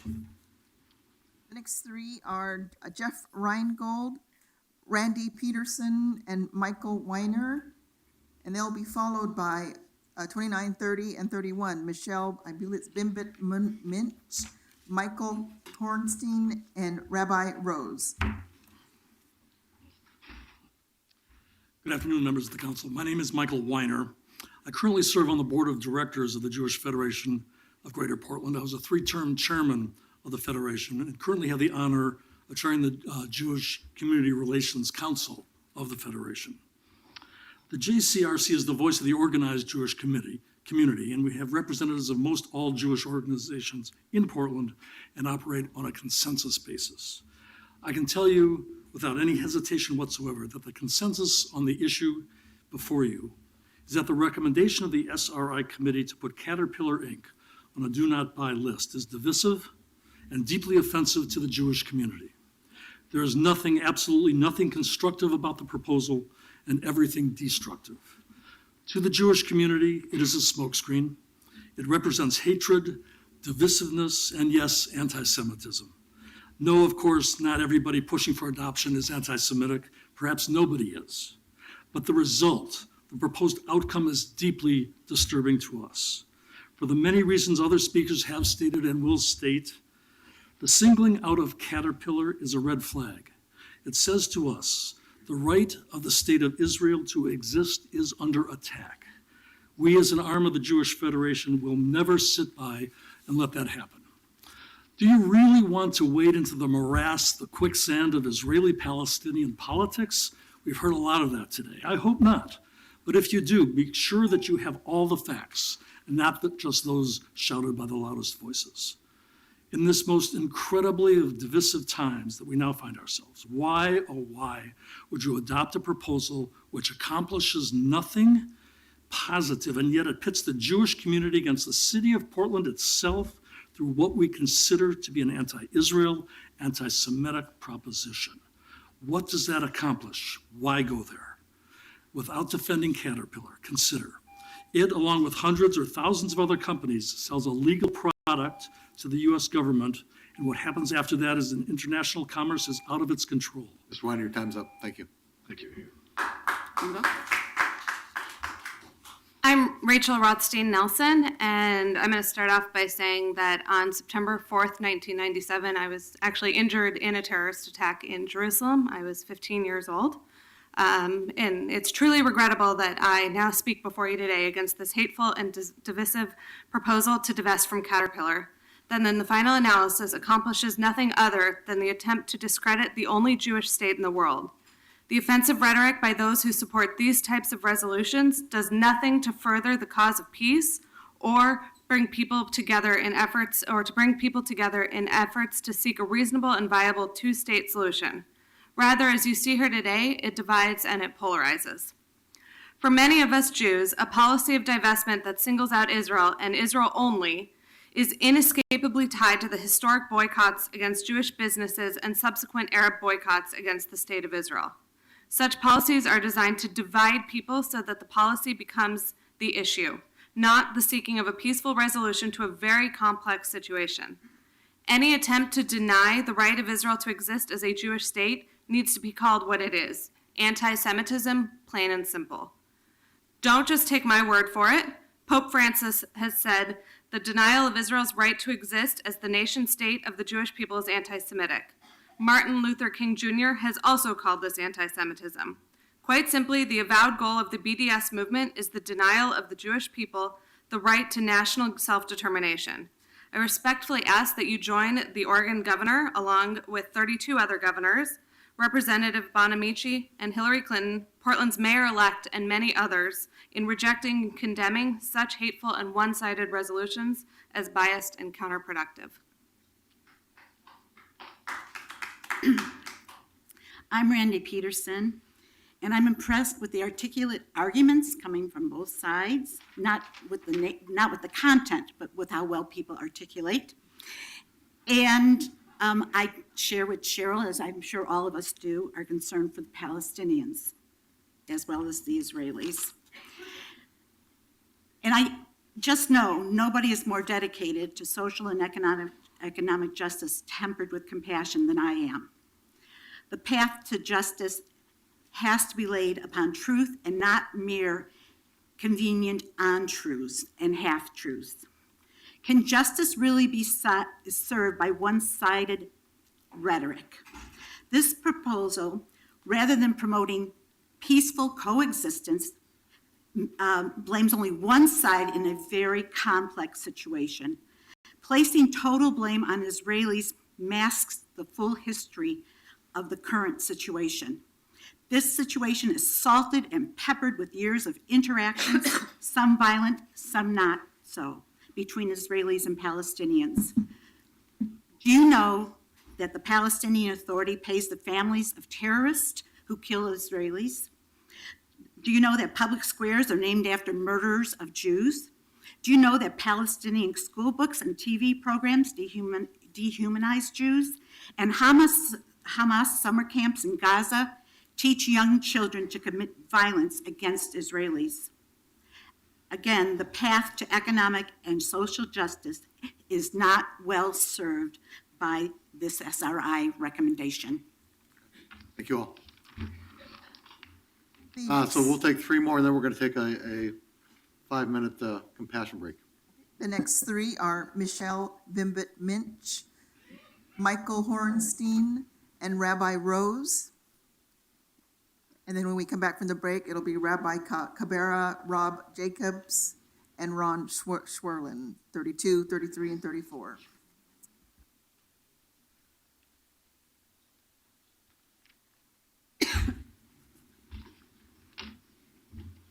Okay, and we'll start with you.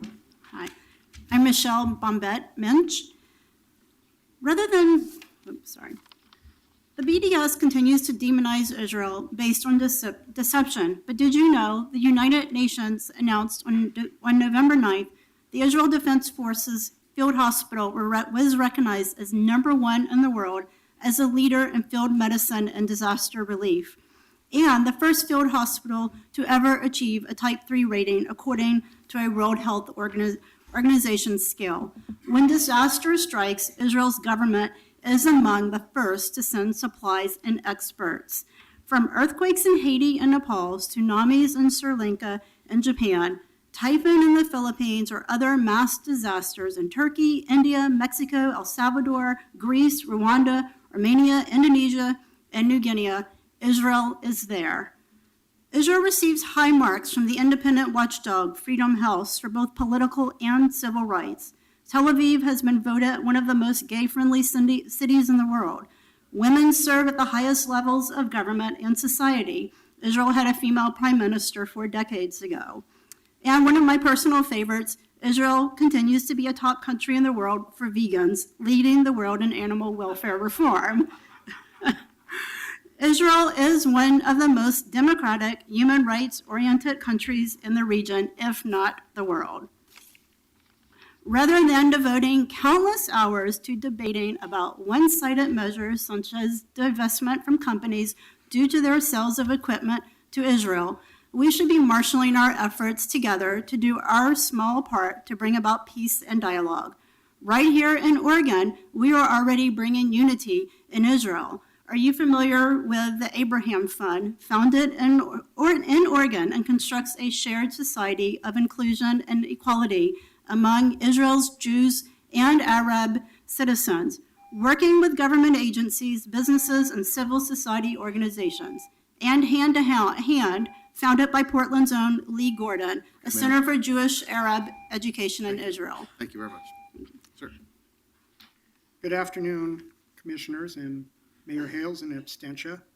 The letter I'm about to read is on behalf of a former longtime Portland and current Bellingham, Washington. Can you give us your name also? Oh, I'm sorry, Michael Hornstein. Longtime Portland and current Bellingham, Washington resident Floyd Smith. And I understand that the commissioners and the mayor received email copies of his letter previously. Dear Mayor and councilors, BDS is bad. Its proposed Caterpillar condemnation is absurd. Before I go further, allow me to insist that my recent move to Bellingham does not obviate my longtime residence in Portland and my love for the city. I grew up in North Portland, graduating from Beach Grade School, Jefferson High School, and PSU. I spent my working life in the city as a Coin TV reporter and as communication executive for Northwest Natural Gas, First Interstate Bank, and Oregon Human Services Agency. I visit the city regularly. I want the best for Portland, so please do not embrace the anti-Semitic, BDS-driven resolution that would taint Portland and its leadership as a place where hate can rule the day. The BDS movement to delegitimize Israel is linked to worldwide organizations that unashamedly work to drive the only serious democracy in the Middle East into oblivion. BDS backers want you to slam the brakes on Portland's purchase of Caterpillar equipment in a bizarre argument that your city should punish Israel for defending itself against the predations of Palestinian terrorists. The logic is further confounding given that Caterpillar equipment is used by Israelis and Palestinians, not to mention other countries around the world. BDS supporters, many of whom refuse to acknowledge Israel's historic claim to its land, are on the wrong side of the human rights issue.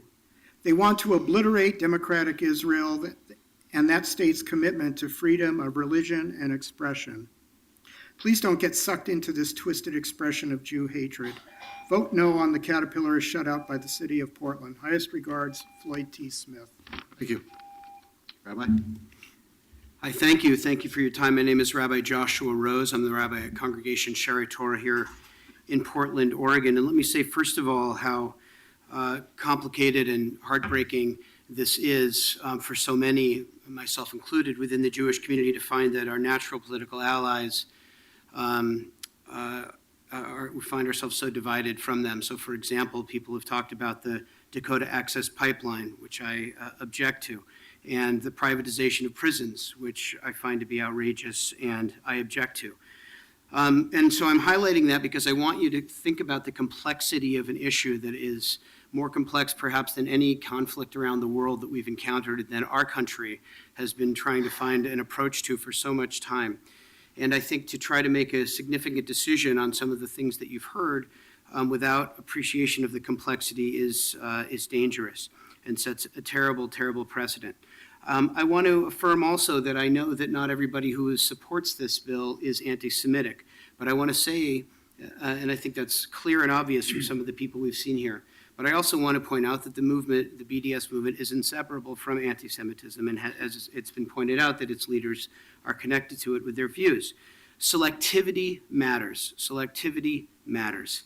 Intentions are good and important, but actions are also incredibly important. And so when we're selective in choices that we make and we don't think about the roots of the movements that are guiding us to make those choices, we're in dangerous moral territory. You may not know that people who've worked their entire lives for peace advocacy and have fought their entire lives in Israel for peace advocacy and outside of Israel are strongly against measures like this one, and you should ask yourselves why. You may not know that voices to the far left, as Noam Chomsky, with whom I do not have things in common on Israel, opposes BDS.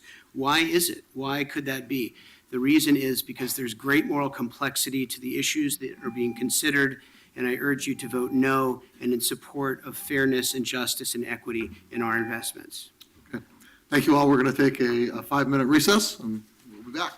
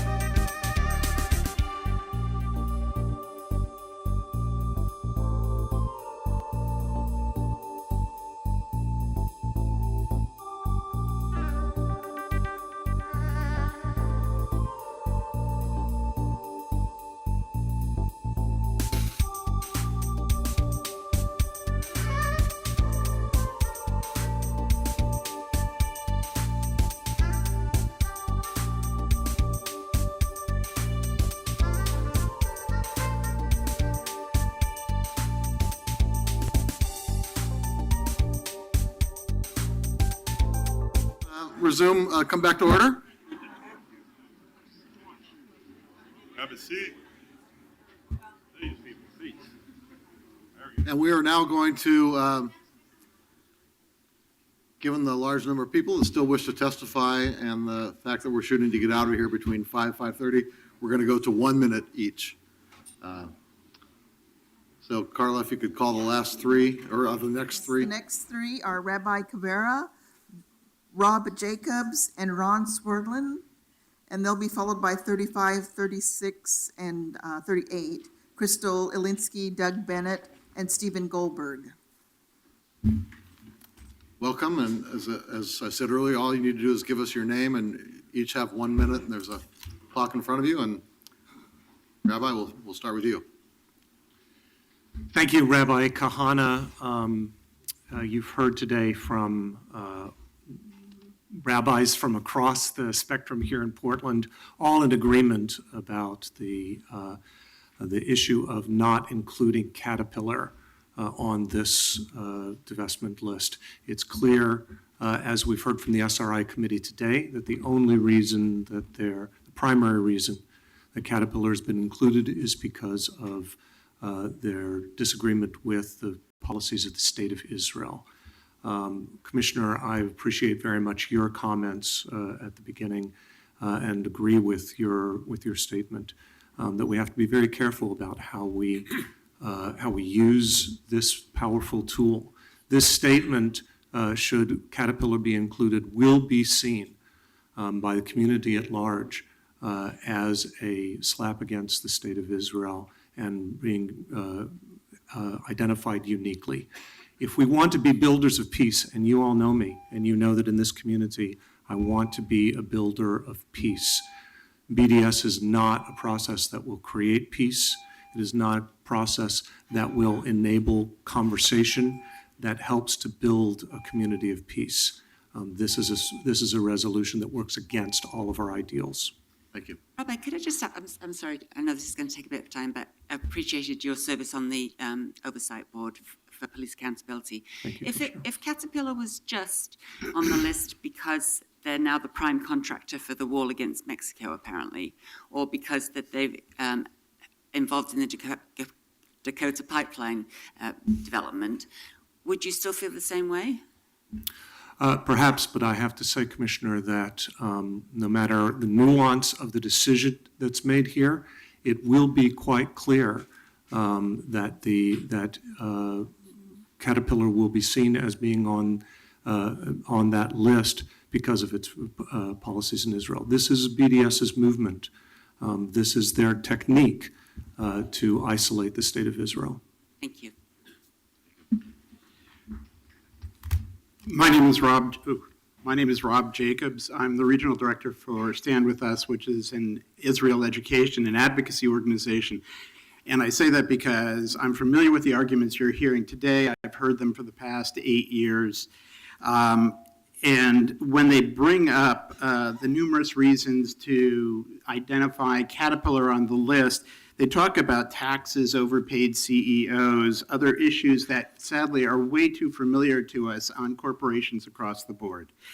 Caterpillar is here because it sells a product to Israel, but it also sells it, as you've heard, to the Palestinian Authority, to Palestinians across the country, to the United States, France, England, all around the world.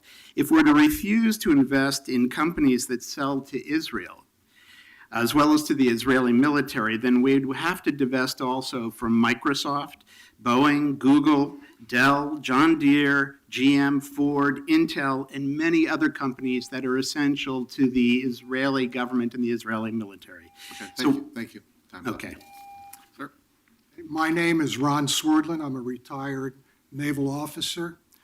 The BDS movement, of which Occupation Free Portland is an extension, and though it claims to be a human rights organization to end the occupation of the West Bank, in truth, it exists solely to ultimately destroy Israel, the only democratic state in the Middle East.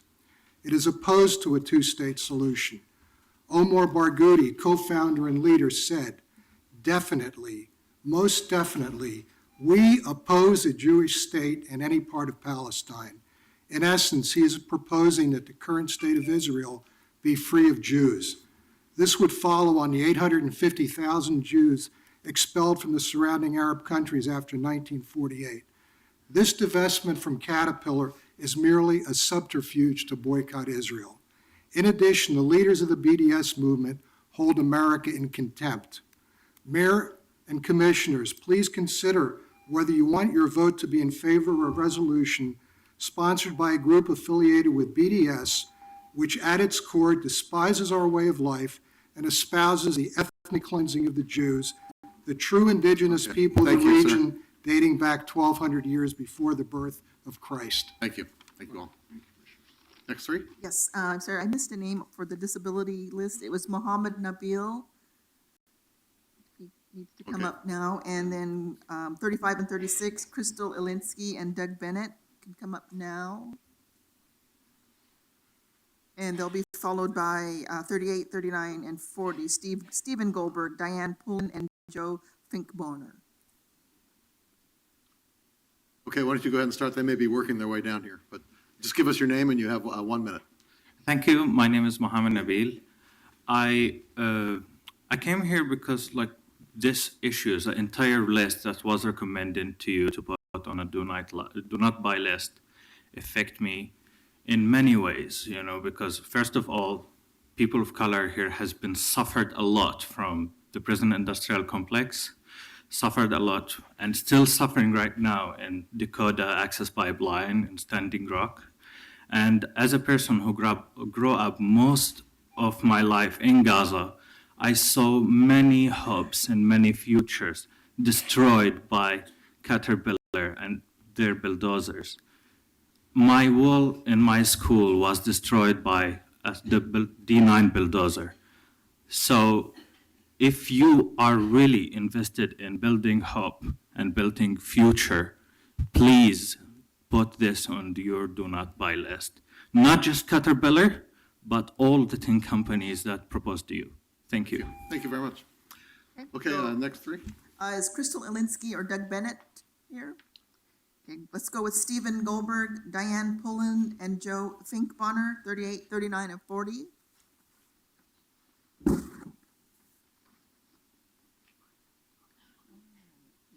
And then after them will be Phil Jayon Kilorg, I believe it is, Dick Toll, and Catherine Alder, 41, 42, and 44.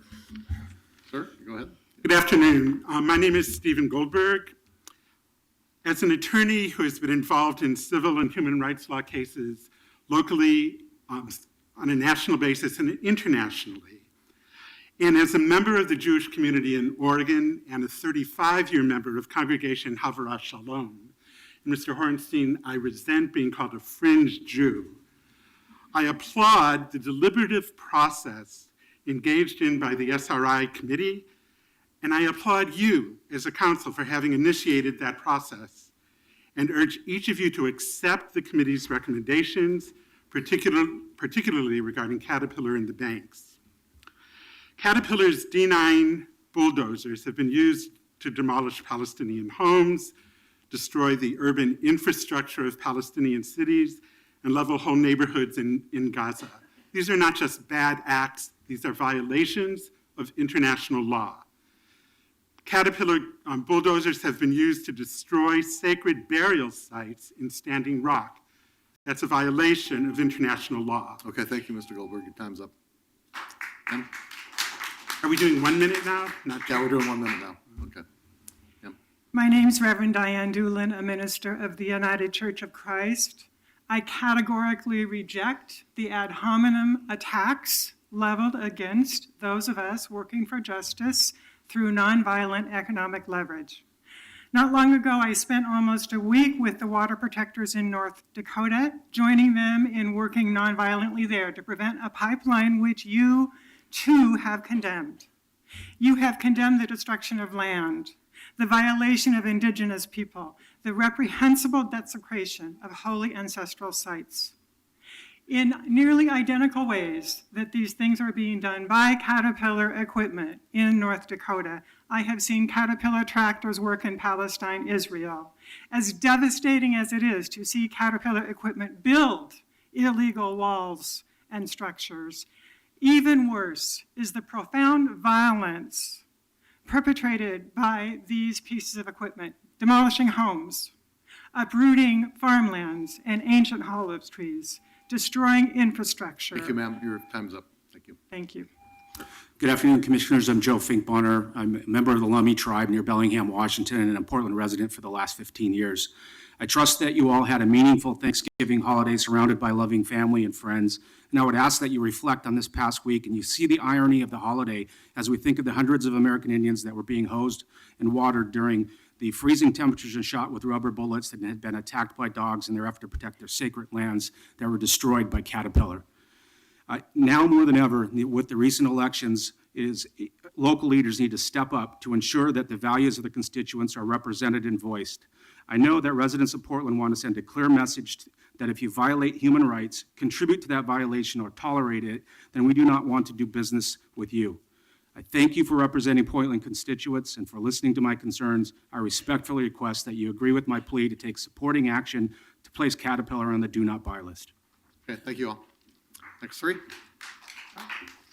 The next three are Phil, I believe it's Jayon Killory, Dick Toll, and Catherine Alder, 41, 42, and 44. They'll be followed by Ron Warner Jr., Marlene Eid, and Phyllis Beckmeyer, 45, 46, 47. Just a reminder that you can send in additional testimony. We're not going to be deliberating or voting until a couple of weeks. We've got to think of another 60 people to fit in, which is why we've gone to a minute. Okay, ma'am, go ahead. Good afternoon. My name is Reverend Catherine Alder, and I'm a pastor in the United Church of Christ. You will be joining multiple denominations who said no to Caterpillar. This is what we're talking about. That's what the D9 looks like. It's not that cute little machine you see in the farmland. This is what destroys. On my many trips to Palestine, I have visited with multiple Palestinians, met one young student whose home in Bethlehem had just been destroyed for the third time that morning. Dawood Nassar, a Christian peacemaker, lost 1,400 trees bulldozed by Caterpillar. Fitakista, a young Palestinian girl in Gaza, witnessed 60 Palestinian homes being destroyed in one day by Caterpillar. Caterpillar has destroyed the Bedouin Palestinian village of El Aragib 84 times since 2010. That's south of Jerusalem. You're witnessing Jewish, Christian, Muslim, and atheist brothers and sisters here to ask you to put Caterpillar on the no-buy list. Thank you, Reverend. Next three. Ron Warner Jr., Marlene Eid, and Phyllis Beckmeyer. And they'll be followed by 48, 49, and 50, Dana Mustafa, Layla Tennants, and Mark Braverman. Okay, we'll start with you, ma'am. Good afternoon. My name is Phyllis Beckmeyer. My time goes to share a video of Jeff Halper, who is the Israeli-American director of the Israeli Committee Against House Demolitions. Is this video a minute? On the video.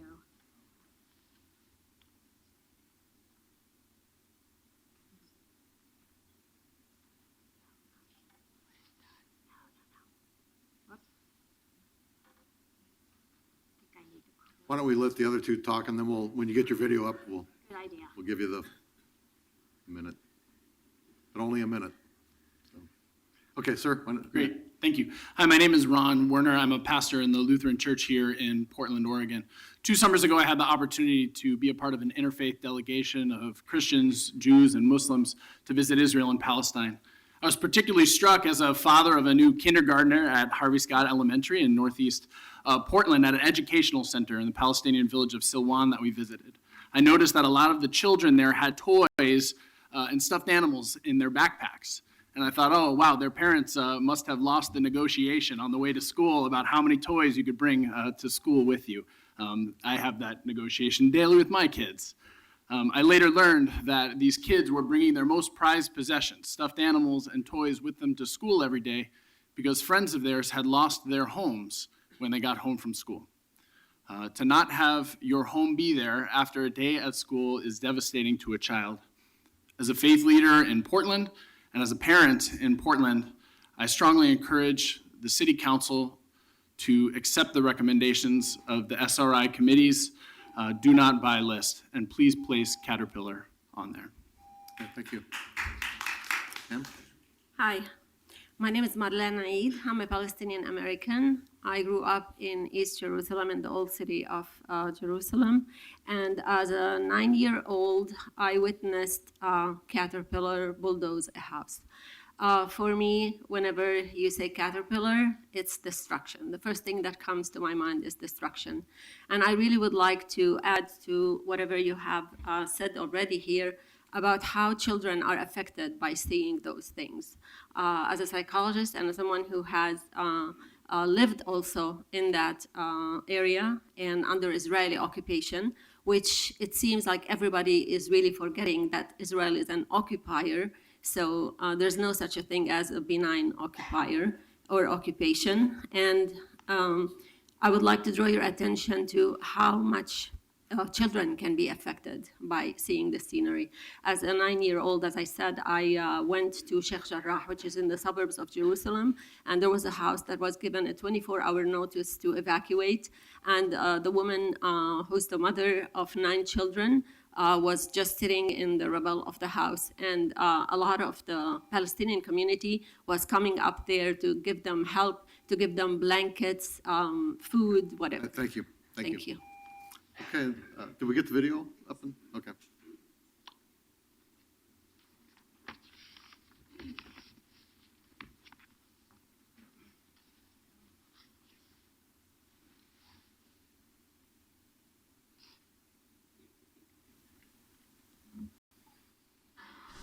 My name is Jeff Halper.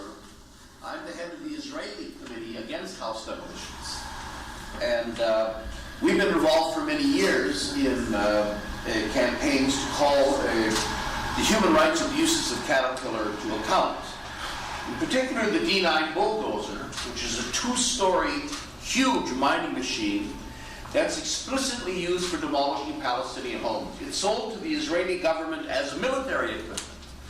And in fact, the shovel of the bulldozer, which is 1 story high, is especially designed with the Israeli army for explicitly for the demolition of homes. Because if you take a normal mining bulldozer and hit a building, it'll fall, it'll collapse on the driver.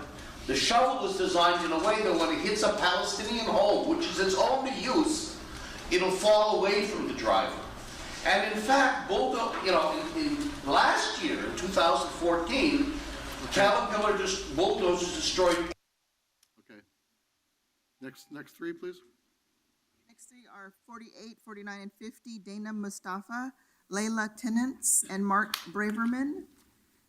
And they'll be followed by the first 51, 52, and 53, Ned Rosh, John Shuck, and Tom Bielman. Go ahead, ma'am. Hi, everyone. My name is Dana, and I am a student at Portland State. I'm here to express my anger that I have with Caterpillar, and I encourage you to include it in the city's do not buy list. Caterpillar is a very harmful company that participates in the acts of human rights violations all over and has even violated international law.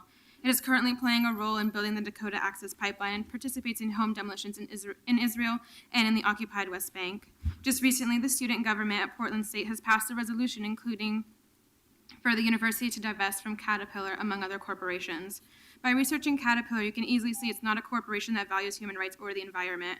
As a city, we should use our tax dollars to invest socially responsibly by valuing human rights and give notice to corporations that as a city, we will not invest in them regardless of where human rights violations are occurring.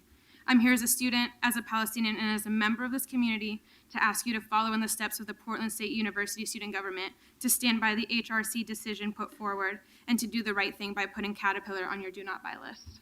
Thank you. Sir? My name is Mark Braverman. I'm a resident of Portland, and I'm Jewish. Earlier this year, the Human Rights Commission heard the facts concerning Caterpillar. They ruled very clearly and unanimously that Portland should not be invested in them. The uproar was huge, and the pressure was brought to them so that they met again, they listened again, and they came to the same conclusions. It's the same litany of arguments on both sides that you've been hearing. You didn't even have to sit through it again. The commission heard that and said, yep, we hear that you've got a disagreement in the Jewish community. The facts are as they are. We shouldn't be holding this stock. It's not about BDS. It's not about anti-Semitism. It's about the 6 criteria that you have clearly read and what the rules and the principles of the city tell you needs to be done. I don't mean to sound flip about this, but you folks are having to sit through over and over again a Jewish family argument. I don't mean to be flip about it. It's a very, very serious conversation. It's huge. It's tragic for us. We have to understand what Israel has become and what we need to do about it. That's not what this is about. This is about Caterpillar. It's about a human rights situation like any other, and that's how you need to make your decision. Thank you. Next 3 are Ned Roche, John Shuck, and Tom Bielman, and they'll be followed by 54, 55, and 56, Curtis Bell, Stephanie Wahib, and Tigerman Lee. Okay, would you like to start? My name is Ned Roche, a proud member of Jewish Voice for Peace. As a Jew, I'm not surprised that a recent national survey found that 92% of rabbis believe investors have a moral obligation to avoid investments that harm society and are morally responsible for harm their investments cause. Companies like Caterpillar and Wells Fargo, for all the reasons you've heard, absolutely belong on our do not buy list. As Rabbi Abraham Joshua Heschel put it, we can no longer compromise on moral values. We respectfully demand that you put our money where our mouth and our values are.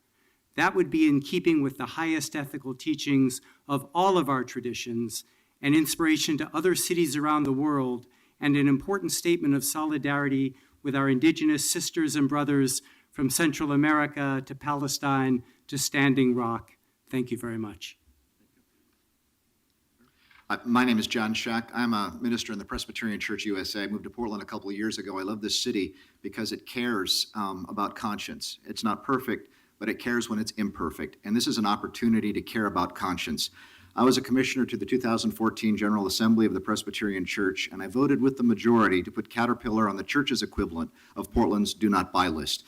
This was not a decision that was made lightly. There was great opposition, including false and hateful charges of anti-Semitism. But after 10 years of trying to negotiate with Caterpillar and Caterpillar's intransigence, the courageous decision had to be made.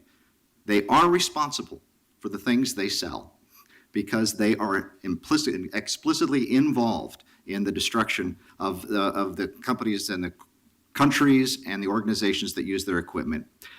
We will not profit from human rights abuses. The church said that. Unitarian Universalists said it, United Church of Christ said it, the Quakers said it. It's time now for Portland to say it. We've got your back. Do the right thing. Thank you. Good afternoon. My name is Tom Beilman. I'm a member of the United Church of Christ. This summer, for the 3rd year in a row, I traveled to the occupied West Bank of Palestine, where some 2.7 million Palestinians reside today. I wish you could have joined my interfaith delegation for this trip. You would have seen for yourselves the vast destruction of property and livelihood and other violations of human rights by Israeli military forces using Caterpillar tractors. During our trip, we saw Caterpillar tractors excavating great swaths of land, forever expanding illegal settlements. We saw Caterpillar tractors grading land for further expansions of the separation wall, and met many people whose lives were affected by that. My key point, it can be hard for us in this comfortable city to imagine the scale of this destruction and the systematic nature of the violence, but it is real, it is happening right now, and it is entirely inconsistent with Portland values. Please put Caterpillar on the do not buy list. Okay, thank you all.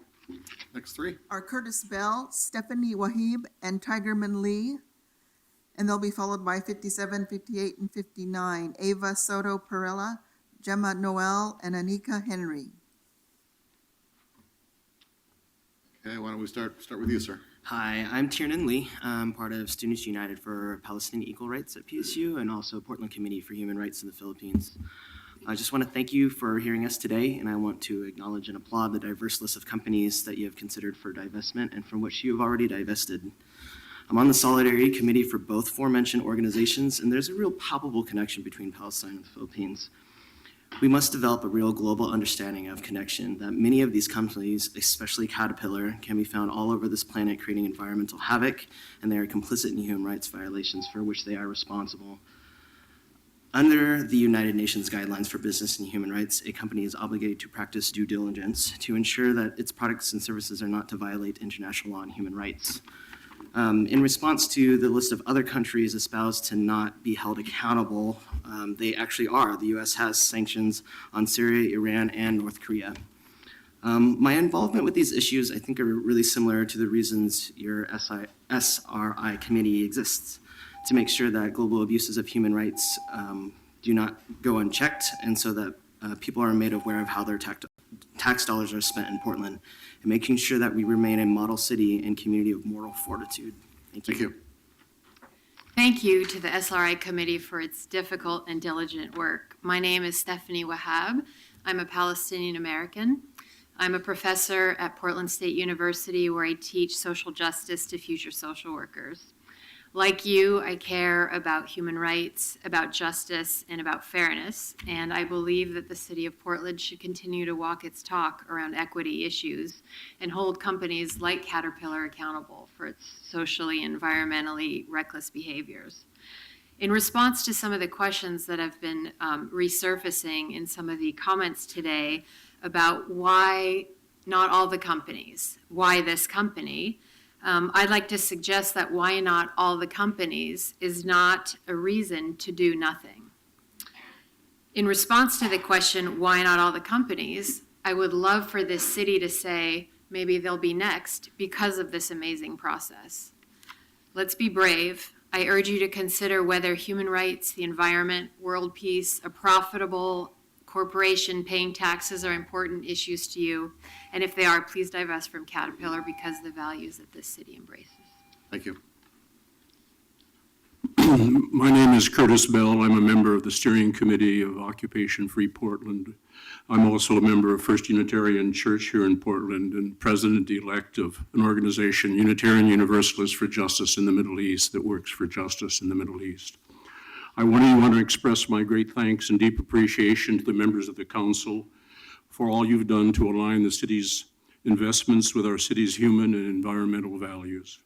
In doing so, you've made history and set an example for other cities to follow. I'd just like to mention a couple things that have been said here already. It's said that Caterpillar sells tractors to many countries, including the Palestinians. But the Palestinians' tractors are not used to destroy tens of thousands of Israeli homes. The Palestinian tractors are not used to tear up the streets of Israeli villages. The Palestinian tractors are not used to build a wall on Israeli territory that isolates Israeli villages. They're not used to destroy hundreds of Israeli villages, but the Israeli tractors are used for all of these human rights violations. Thank you. Thank you. Next three, please. Are Ava Soto Perella, Gemma Noel, and Anika Henry. And they'll be followed by 60, 61, and 62, Rosella De Leon, Rochelle Gauze, and Dee-Pei Wu. Okay, I don't see anybody coming up. Maybe you want to, I don't see anybody heading down from upstairs either, so why don't you? There's some people Oh, in the there other are? rooms. Oh, okay, we got an overflow room. Forgot about that. Peter Starzinski. Thank you. And if you're in the overflow room, there is now a room upstairs in the council chamber on the third floor. Cecilia Beckwith. Phyllis Eckmeyer. People were saying that, a lot of people. That's not the list down. Okay. Why don't you go, I'm sure other people are making their way here, but why don't you go ahead and start and give us your name and you have. Yes, my name is Cecilia Beckwith, and I'm here with Enlace. Commissioner Novak, I too am concerned about the rise of anti-Semitism that exists right now in our country and the rise of racism and what I see as neo-fascism. So we're in a terrible state here, but this has nothing to do with the right of Israel to exist or truly anti-Semitism. This afternoon, you've been presented with testimony about the dehumanizing practices of prison profiteers and the role of Caterpillar in the destruction of human life in Palestine. We're here to ask you to do what's morally right, to do the right thing. You know, as elected officials, your relationship with representatives from powerful corporations such as Wells Fargo should not be the deciding factor as to how you vote today or the decisions that you make. Your decision needs to be based on the will of the well-informed people who have come to you and said, we do not want this done in our name.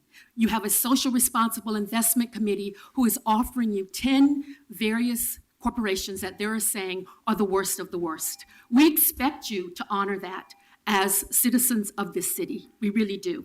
Okay, We're not here to debate Thank whether... you, ma'am. Your time's up. Time's up. Okay, thank you. Hi there, my name is Nikki, and today I'm speaking on behalf of the Portland Committee for Human Rights in the Philippines.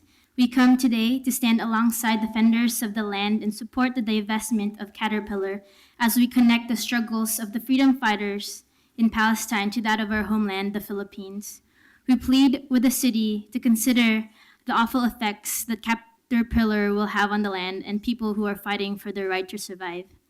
Caterpillar is not just involved in human rights violations in Palestine, it is also a contributor to projects that violate human rights violations of indigenous people in Guatemala, Honduras, North Dakota, and in the Philippines, where thousands of Lumad, the indigenous people of Mindanao, are being displaced from their homelands because of mining.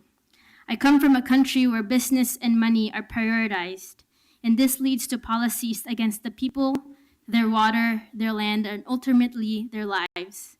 We cannot stand on the side of capitalism when it is destroying lives. Caterpillar sells military equipment to Israel through U.S. Foreign Military Sales Program, and this is disheartening. Okay, thank you very much. Time's up. Good afternoon, everyone. My name is Dee Pei Wu, and I'm here with you all this afternoon as the Executive Director of Portland Jobs with Justice, but also here as a practicing queer Asian American Buddhist and a student of divinity at the Star King School for Ministry, Go UUs. As a Buddhist, the call is to reduce the suffering of all sentient beings in the world. Shantideva, an Indian Buddhist monk whose writings have become foundational to social justice Buddhism, wrote the following prayer, and I'm not going to read the whole thing so that we have enough time. But may I become at all times, both now and forever, a protector of those without protection. The city of Portland has already taken important first steps to declare itself a sanctuary city. But what does that mean in action and in practice?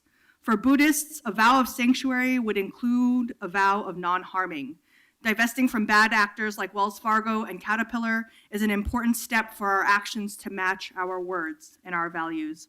And thus, Portland Jobs with Justice supports the Socially Responsible Investments Committee recommendation for the City of Portland to divest from Wells Fargo and Caterpillar. Thank you very much. Okay, thank you all. Not sure if I missed some of the names. There was Ava Soto Perella, Gemma Noel, Rosella De Leon. Okay, I know Peter Starzinski and Fabiana Streetman are both here. Come on up. Did I miss your name? I'm sorry. Oh, you're Rochelle. Go ahead.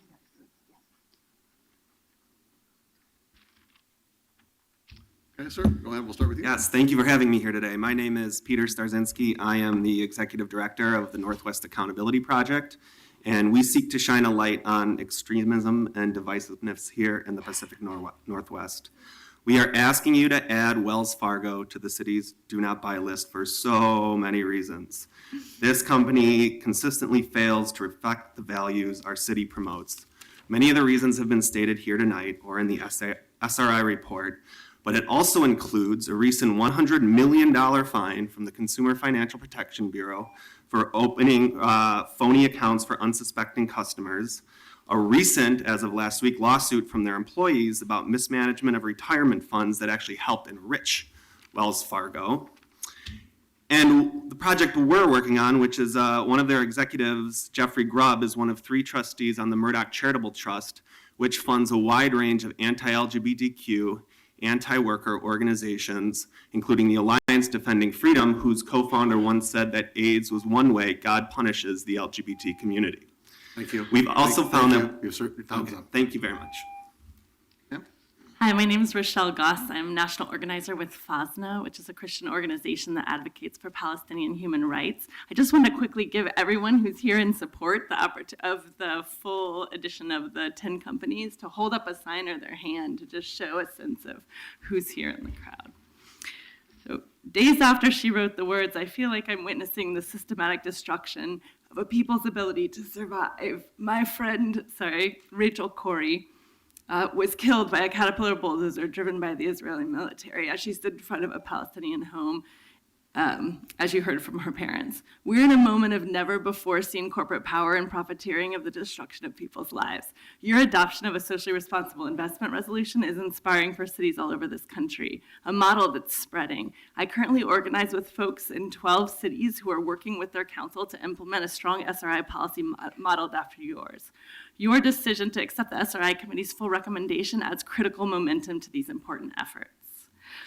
I urge you to listen to those who are suffering directly at the hands of these profiteering companies, for the water protectors at Standing Rock, for the families whose lives are destroyed by mass incarceration, and for the children of Palestine. Thank you. Thank you. Hi, my name is Fabiana Scheckman. I'm an intern at Enlace right now, and I'm actually here to present a video testimony from Sonia Kowal, who's with Zevin Asset Management. So you can link that up. Asset Management, a Boston-based firm that's been investing responsibly for 20 years. Having followed Portland's deliberations with great interest, I believe that the recommendations of the city's Socially Responsible Investment Committee present the potential for meaningful, path-breaking action around human rights and private prison financing. I am very impressed by the thoroughness of the research undertaken by the committee. It resembles the approach that many investors use when evaluating these issues. However, I find the report of financial analysis to be puzzling, specifically the method of comparing the financial impact of divestment against a comparable U.S. Treasury bond. This is an apples to oranges comparison, and I believe strongly that the financial impact, if any, of adding companies to the do not buy list would be much less than quantified in the city's report. Thank you. Walmart, Caterpillar, and Wells. No. Thank you. Who's next? I'm sure I didn't get Ava, Gemma, and Rosella, just in case. We've called you. And next will be Anita Rogers, Ron Werner, and Renato Quintero. These are the next 53, 54, and 55. And they'll be followed by Joni McClellan, Hannah Eid, Patrick O'Haron. So right now, we should be going with Anita Rogers, Ron Werner, and Renato Quintero. Yeah, come on up.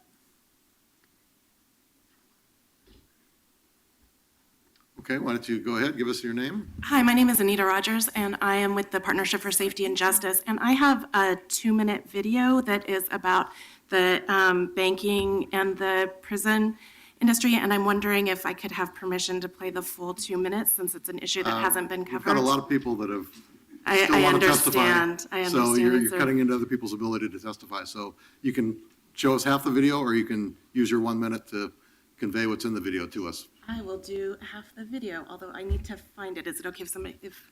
Yeah, does it have- okay. And you thank can also send us a link to it and we can watch it. Yeah, if that's- Thank you, thank you. Yes, you're next. Good afternoon. My name is Renato Quintero.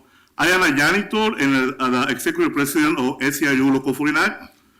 We have been proud supporters of the City of Portland socially responsible investment policy since that was enacted in 2013. I am here today that the City Council assess and implement the socially responsible investing recommendation. Added ban them profit from incarceration to the city do not buy list is extremely important for our members. Those bonds provide billions of dollars that allow prison corporations to build more prison and detention centers. Our union members have families that are broken in divide when a member of the family is in detention. The impact is not only economic, since they have to seek legal support, but it is also emotionally. The city should invest in companies that are doing something positive for the community, companies that don't harm families. We have invested and committed to know what kind of companies are investing in. Okay, thank you. Thank you, Renato. This Did is a you get it video from In the Public Interest. Okay.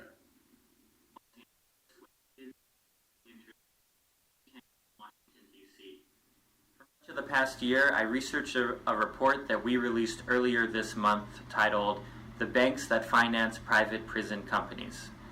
It reviewed SEC filings from the past 10 years from the two largest private prison companies, Geo Group and CCA, now called CoreCivic.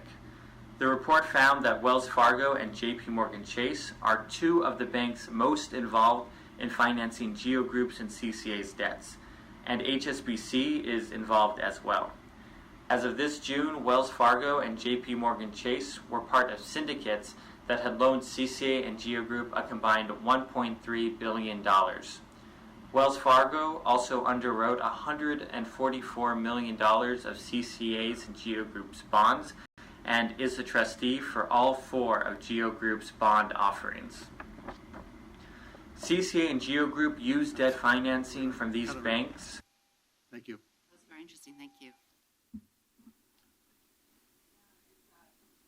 Joni McClellan, Hannah Eid, and Patrick O'Haran.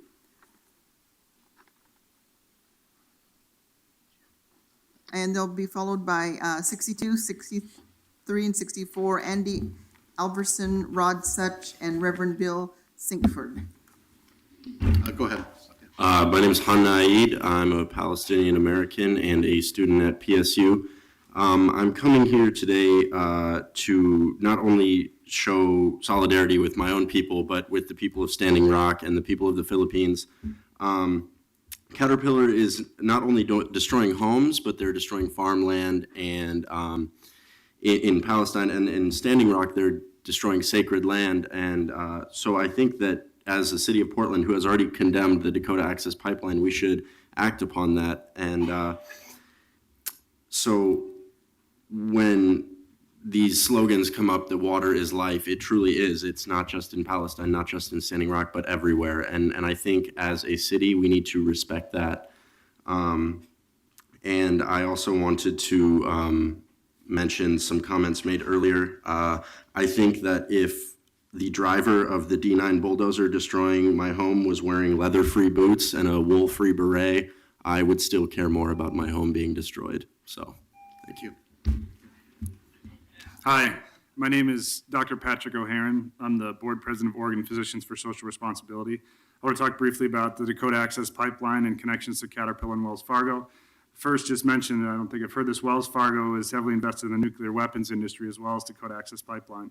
A pipeline spill would be absolutely devastating to the Standing Rock people, and unfortunately, pipeline spills are all too common, with over 2,000 happening in the last 2 decades.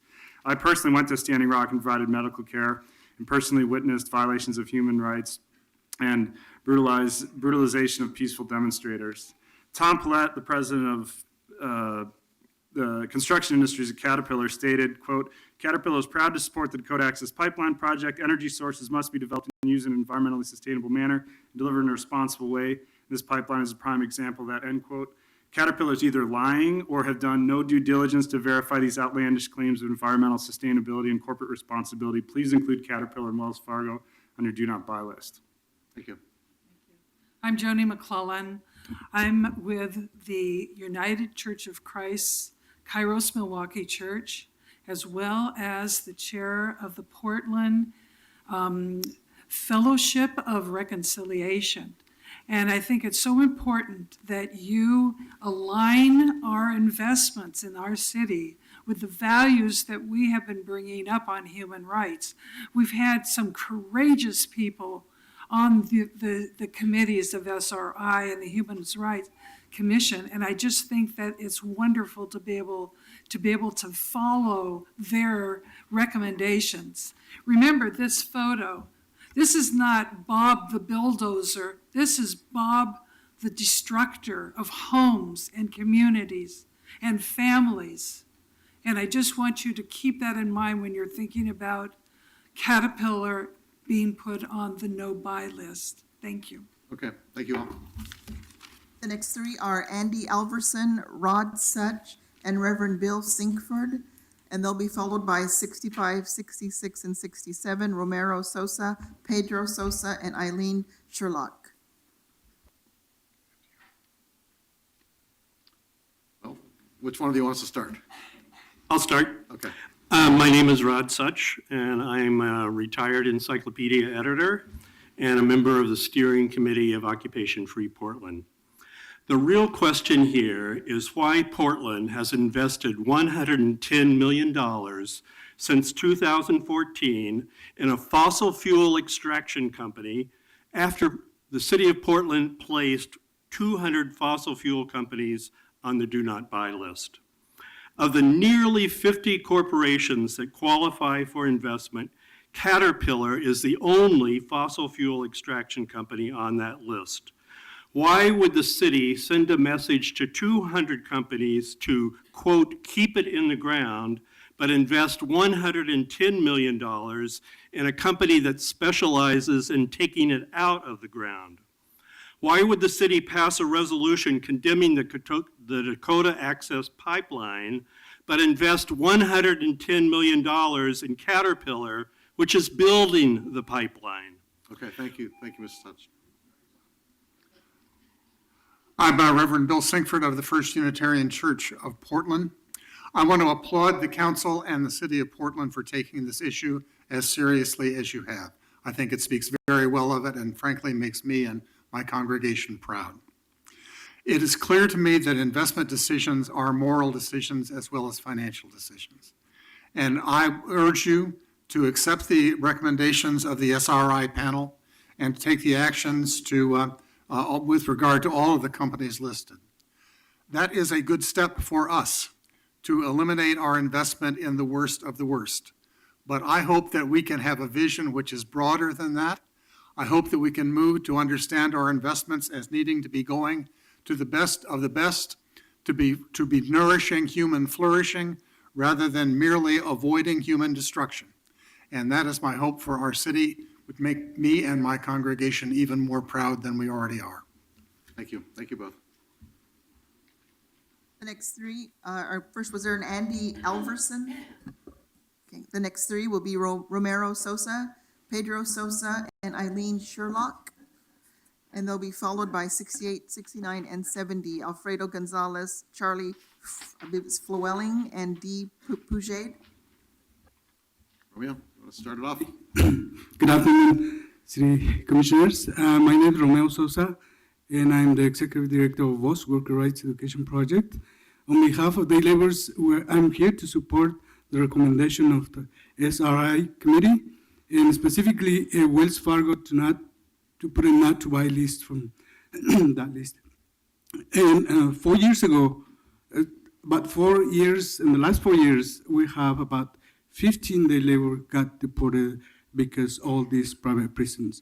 Every day we hear all these deportations and the way that they live in the prisons also. Some of them, they told us the story that they have to work all day and to get paid $1. And they have to, if they want to make a phone call, it costs like $3 to $5 to make a 5 minutes phone call.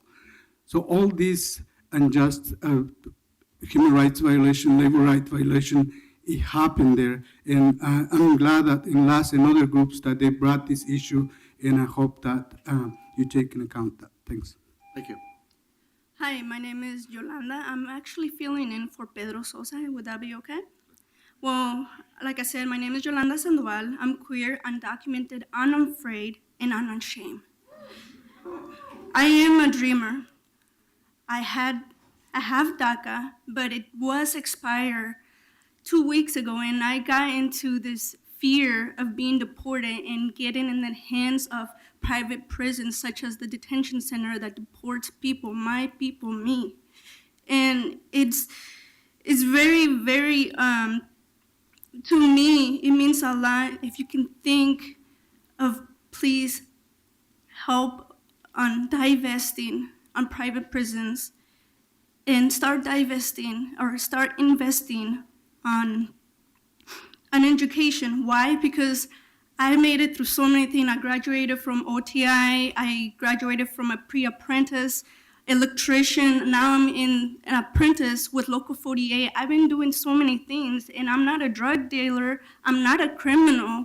I'm a hard worker. I'm a student, and I don't want to go anywhere because this is my home. I've been here since I was 6 years old. Thank you.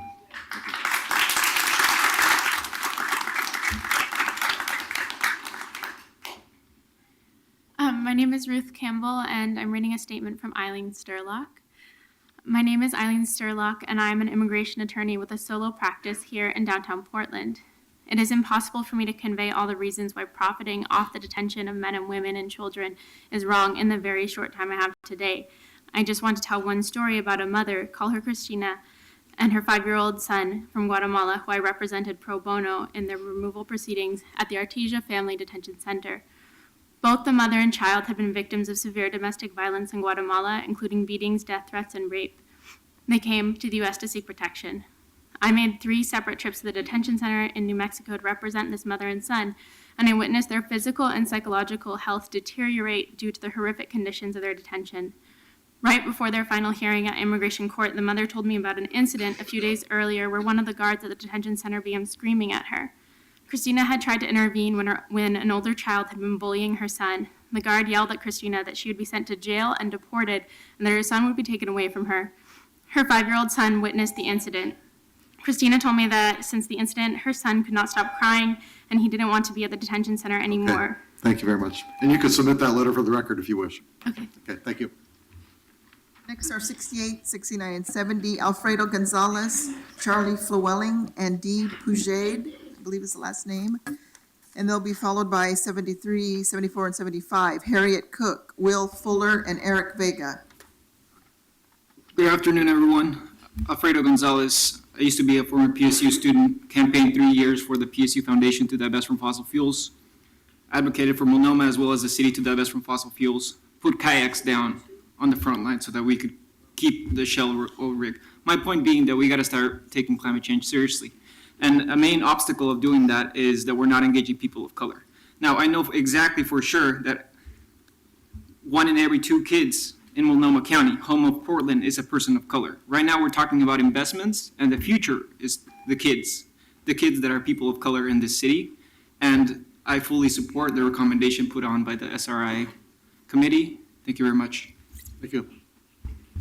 My name is Dee Pujaid. I am the chair of the Holy Land Task Force for the United Methodist Church of Oregon and Idaho. And I would just like to report that last June, a year ago June, the United Methodist Church of Oregon and Idaho passed a divestment resolution which included Caterpillar, along with a couple of other bad actors. That resolution is in the process of being implemented by the financial committees of the local annual conference of the Methodist Church.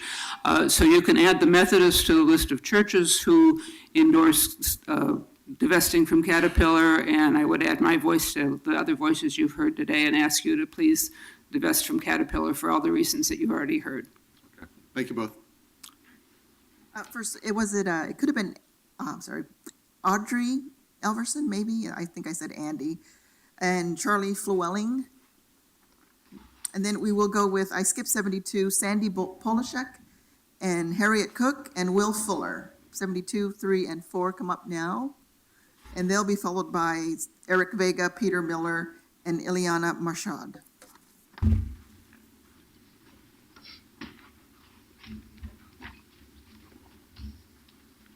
Will, we'll start with you. Okay, I'm Will Fuller. I'm here to have you accept all 10 recommendations of the SRI committee as a whole package, especially Caterpillar. I'm concerned that you're pressured to reject the Caterpillar recommendation because some of the organizations support the BDS movement. Resist that misguided pressure, be guided by the facts.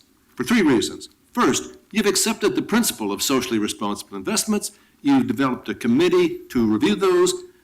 Back your committee. Second, judge the recommendations on their merits, not some individual organization. My approach to controversial issues like this is first investigate and then understand the positions. Take a position and not get too cocksure that I'm right. After investigation, I support the Caterpillar recommendation. I'm no expert. The SRIC is. Back their good research. Finally, the reasons for divesting from Caterpillar are a lot more than the involvement in Israeli mistreatment of Palestinians. This adds significant weight to the recommendation. Hi, my name's Harriet Cook, and I'm here representing myself and the Portland Public Banking Alliance. I've been a lay leader also at congregations Havara Shalom and Pnei for the last 20 years, and I wholeheartedly support these 10 recommendations for the Do Not Buy list as an expression of Jewish values. Divestment, however, is only half of the equation, as Jennifer Cooperman brought up, if I listened carefully enough. The amount of money that we will potentially lose from divestment is going to be less than what we could make back simply by creating our own public bank of Portland.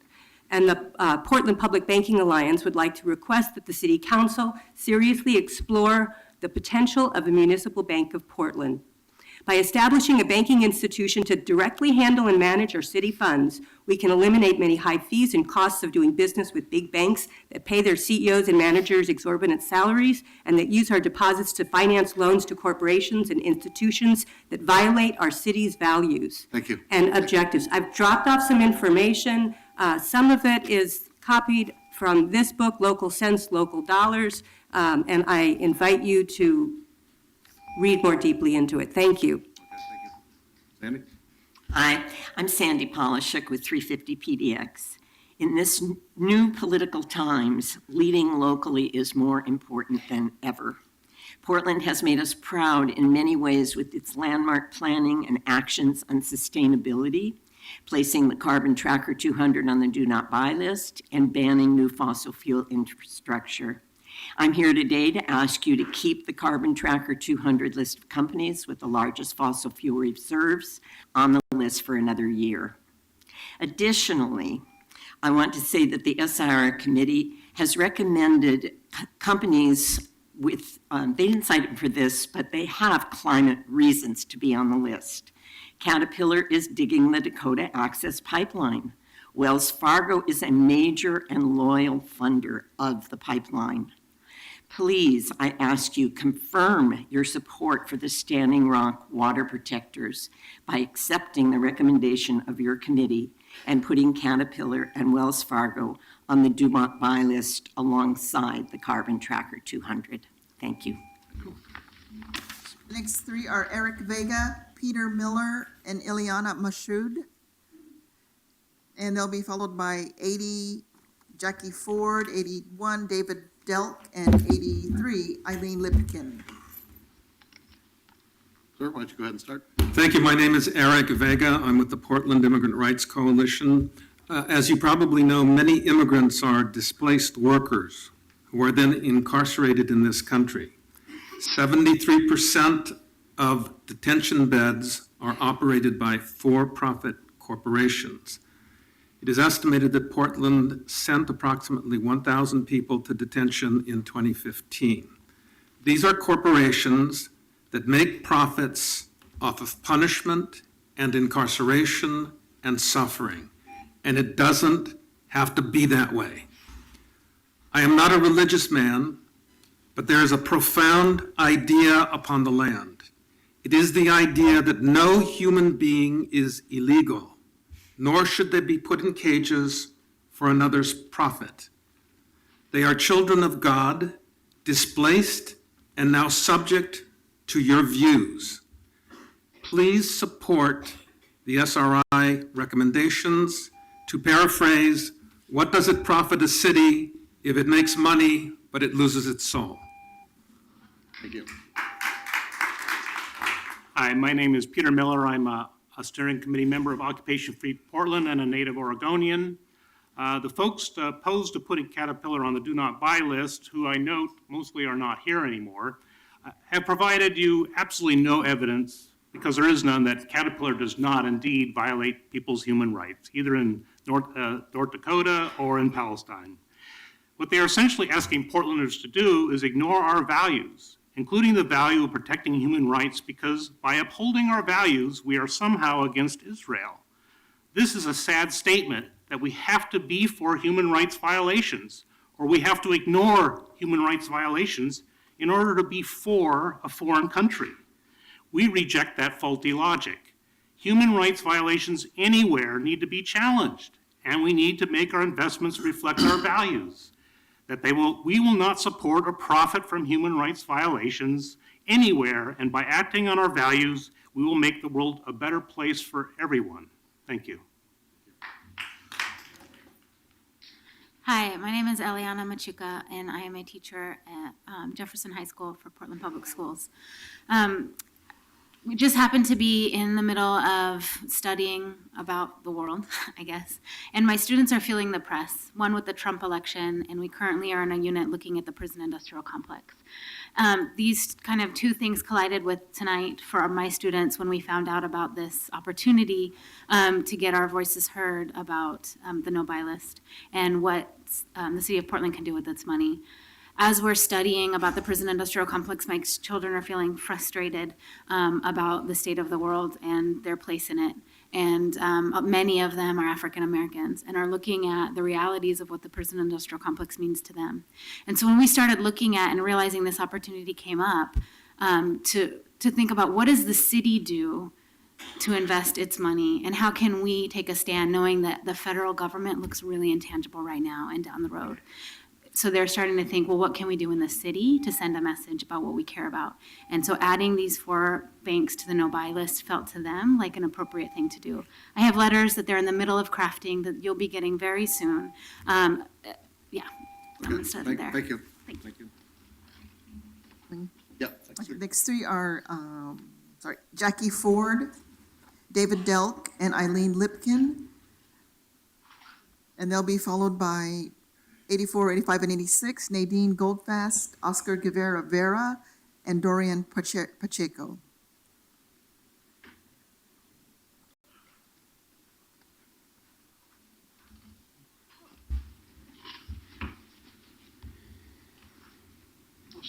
Yeah, go ahead, start. Excuse me. My name is David Delk, and I am the president of the Alliance for Democracy and a member of the First Unitarian Church. For myself, I want to say that I support the list that SRI has written, and I hope that all of them would be put on the do not buy list, especially Caterpillar and Wells Fargo. As the president of the Alliance for Democracy, I want to point out that even if you put only a few of these corporations on the do not buy list, funds currently invested will need to be invested differently. And the Alliance for Democracy asks that the council begin now to consider formation of a Portland municipal bank. The funds currently invested in these corporations could be used to begin capitalizing such a bank. This may be a new idea for the city, but it's not a new idea elsewhere. North Dakota has had its own public bank for almost 100 years, providing funds for farmers, merchants, and even low-cost student loans. Thank you. Thank you. Good day, City Commissioners of Portland. My name is Oscar Guerra, and I'm a community organizer advocating for rights of refugee and immigrant community members, queer individuals. I'm also a child of immigrant parents, Tepehuan Odami indigenous parents of northern and central Mexico. And growing up, I always remember the storytellings of my parents in sharing the struggles that local Indigenous communities went through that definitely reflect a lot of what communities are still going through now. As we've been hearing about the Sioux tribal nation community in North Dakota, and certainly how some of our current fears and historical traumas continue based on historical capitalist interests that displace us.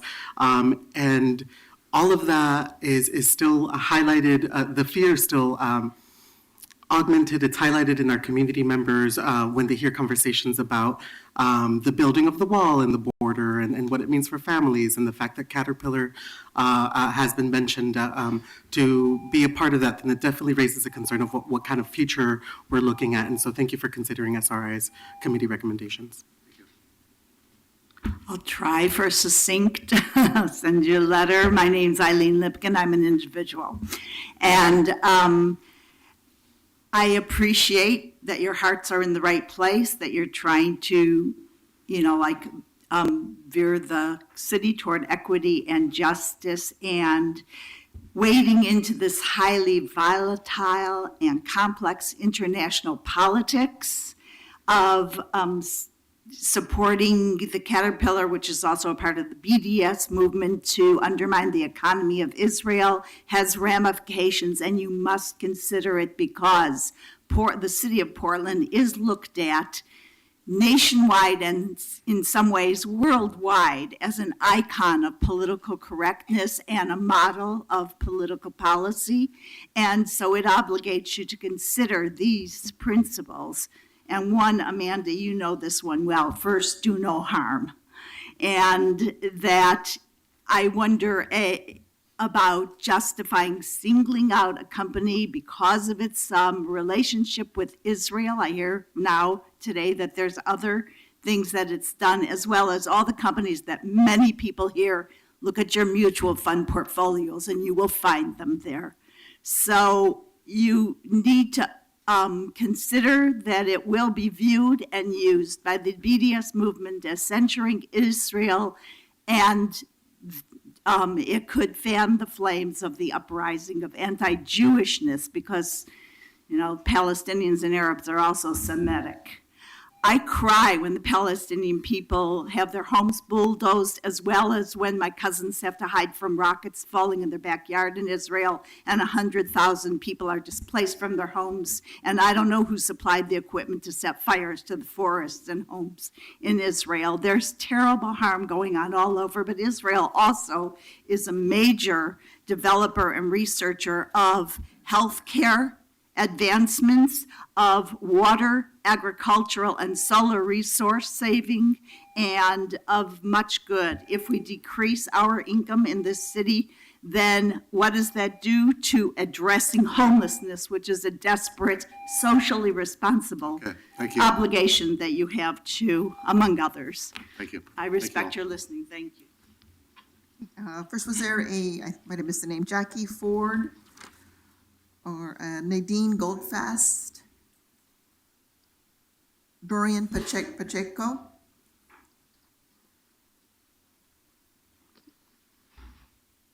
And we're going to move on to 87, 88, and 90. Oh, Sage. we have one person. No. So maybe Yes, two I'm more. sorry. Sage Wheaton, Gary Darling. Okay, we're getting to three here slowly. And then Ron Popkin, Emiliano Vega, and Alex Kaplan will be next. I will start with you. My name is Dorian Pacheco, and I am a first-generation American and university student. My family and I have been directly impacted by the prison system, immigration law, institutional racism, and now a wide-eyed fear reflected in the eyes of immigrant and refugee communities that I work with at Unite Oregon as a result of the violence following the Trump election, but that existed long beforehand. As a queer woman of color, child of immigrants, and product of many languages and cultures, the criminalization and violence against people of color through companies like Wells Fargo and Caterpillar stand close to home. Rooted in my own identity, my relatives, my brown, black, and indigenous brothers and sisters, and queer people of color, I fully support the inclusion of the Do Not Buy list of Caterpillar and the banks involved in funding the Dakota Access Pipeline. And while I stand here to appeal to you based on my personhood and the small part I play in the fight or La Lucha for Our Rights, I would also like to remind you of our own shared human experience, the breath we take, the love we have for those around us, our families, and ask that you divest from private prisons in order to reinvest in humanity. Thank you. Hello, my name is Sage Wheaton. I am a student and a first-time testifier, and I am the child of the struggle and pain that comes from individuals finding themselves existing with a conviction that works to perpetually take and dehumanize. From the struggle of finding a place to live, to work, to an overall comfort existing in a world obviously against them. The prison system is not rehabilitation. The struggle of addiction, the struggle of poverty, and the struggle of immigrants should not be confined in the prison system. These investments destroy lives like my mother's, people of color, trans folks, those struggling with mental health, and those struggling to exist in a system against them. Prison is not and never will be the answer. The taking away of individuals and oppressed groups to weaken and destroy them must end. Stop investing in companies like Caterpillar, Wells Fargo, and other big banks that work to destroy communities, and stop the dehumanization of people fighting to exist however they can. Thank you. Hello, Hello, my name is Gary Darling, and I am a private citizen. Perhaps many in the Jewish community feel very concerned about this resolution is because perhaps this opens the door not to the discussion of the occupation of 67, but in reality the occupation of 48, therefore the existence of Israel. I was an Israeli soldier. I served with Druze. I served with Bedouin Arabs. I had Palestinian friends. The Israel that was portrayed today is not the Israel that I know and love.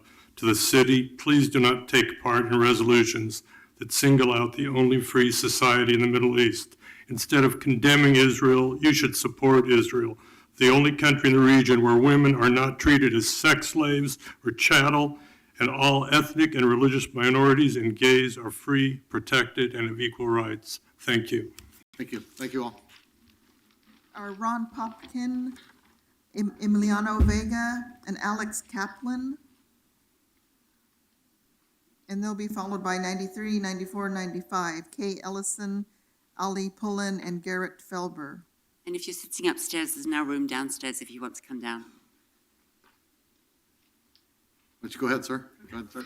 Hello, thank you for listening to my testimony. My name is Alex Kaplan. I'm a local doctor, private citizen.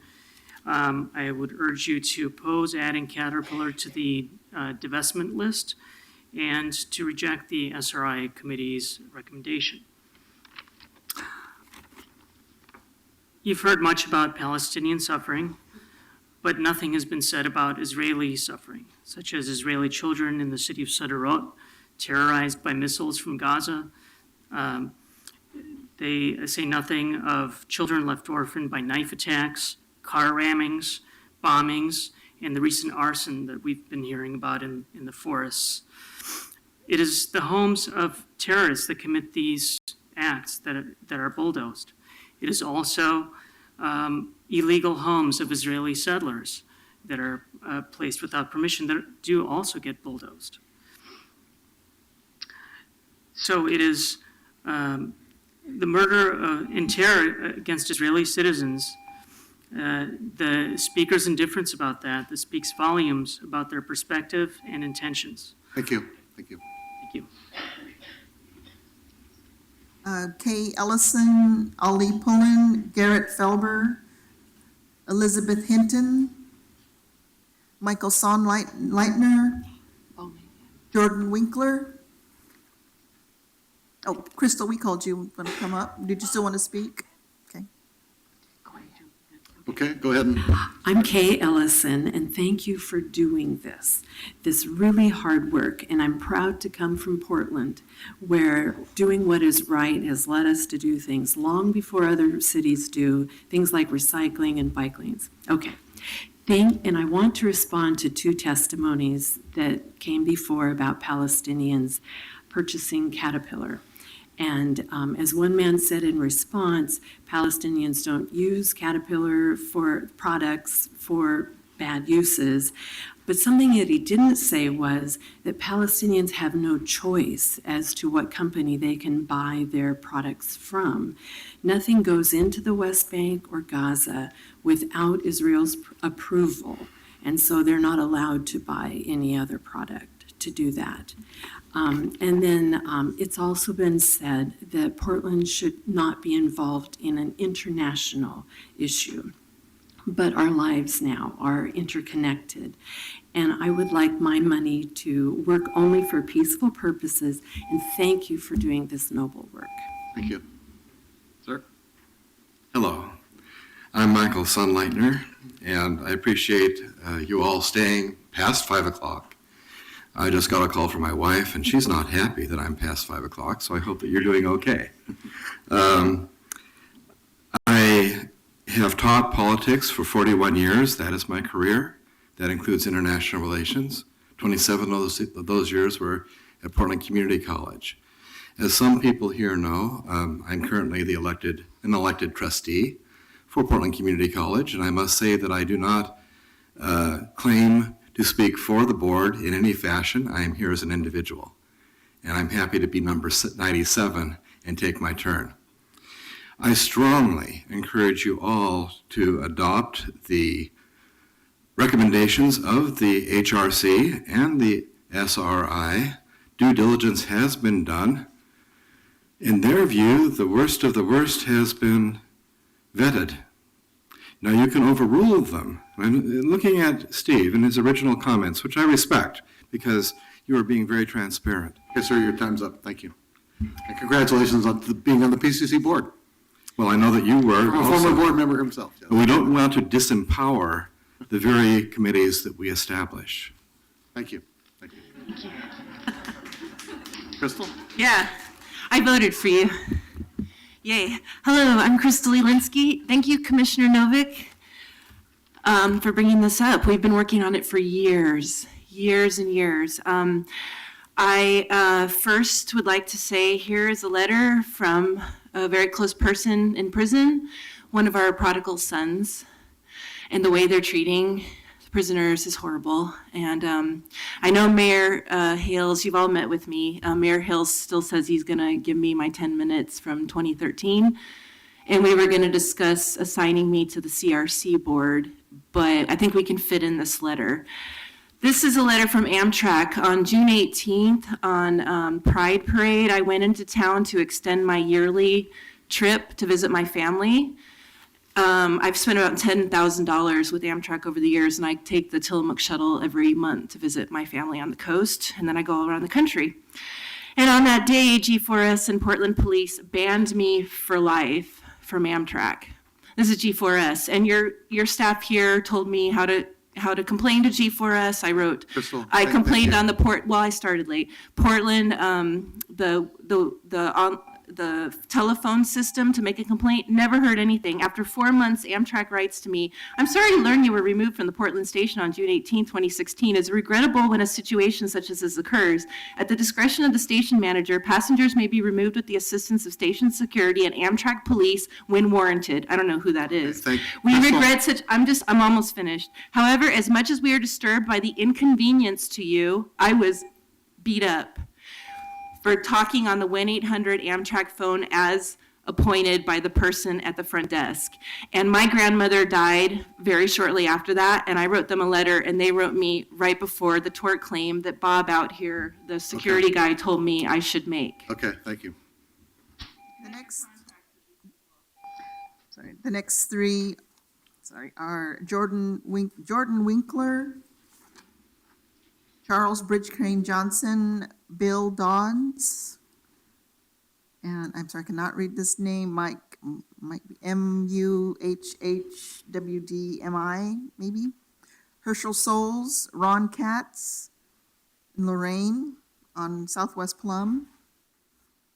And if your name you signed up, your name has not been called, please let me know.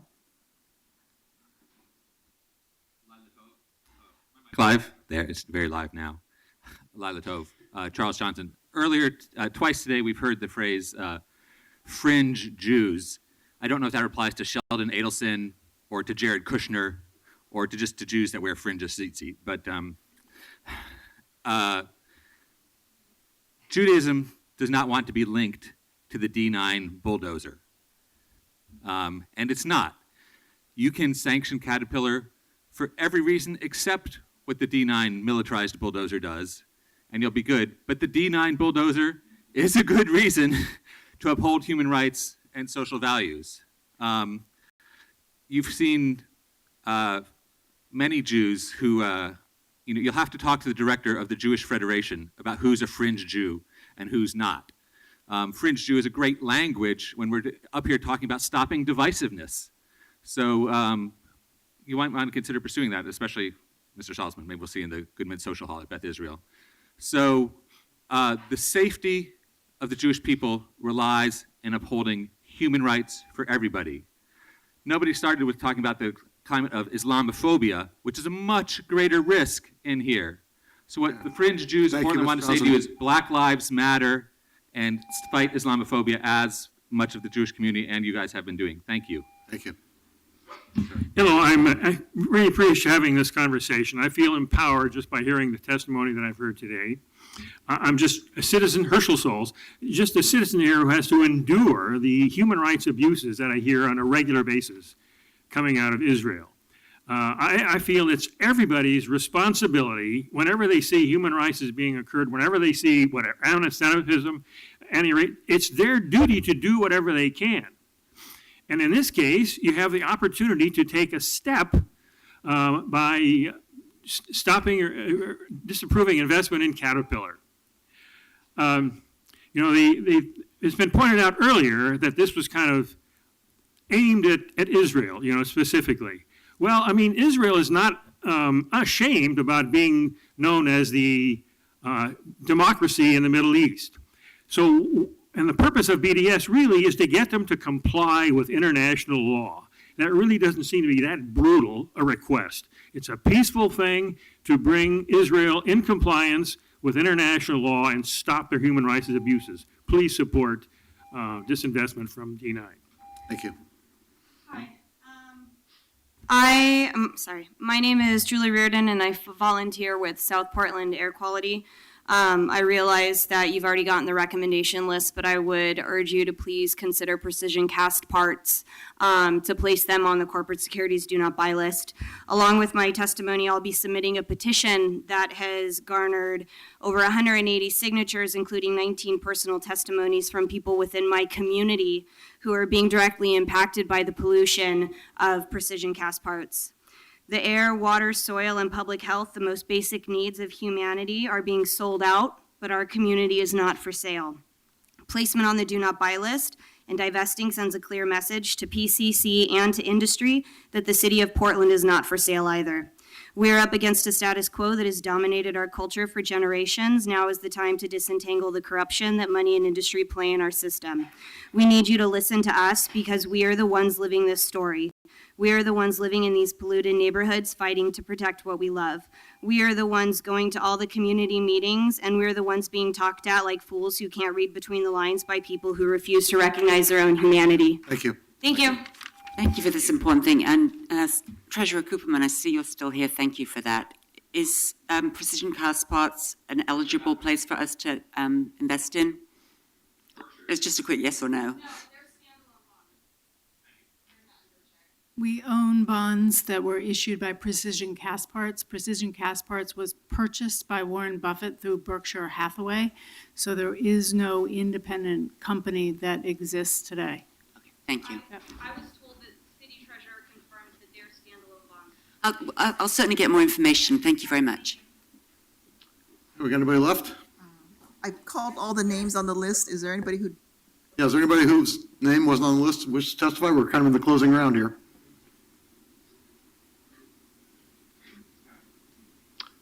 Okay, welcome. Give us your name and you have a minute. Hi, my name is Diallo Bennett, and I'm a student at Portland State University. I'm also a commissioner for the Human Rights Commission. Outgoing this December will be my last meeting, but I wanted to speak about putting these companies on the Do Not Buy list and about consensus. We at the Human Rights Commission originally did have consensus over the vote, and it was a beautiful feeling. And the divisions in the community ended up causing our commission to also divide, and we even lost 2 commissioners because of it.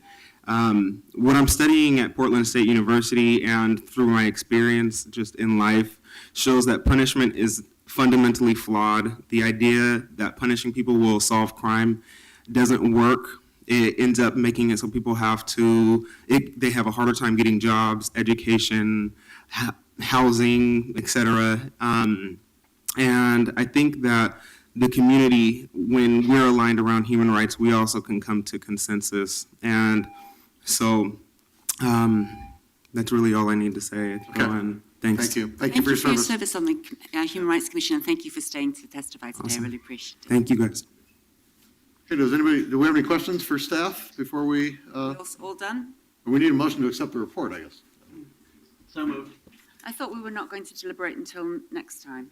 This is just about accepting the report as opposed to coming up with a do not buy list. We've broken into two separate items. I see. So to everybody who's following this just means thank you for the report. It doesn't mean that we're going to accept everything in it or that we're not going to. We'll have that discussion, hopefully with the full council later.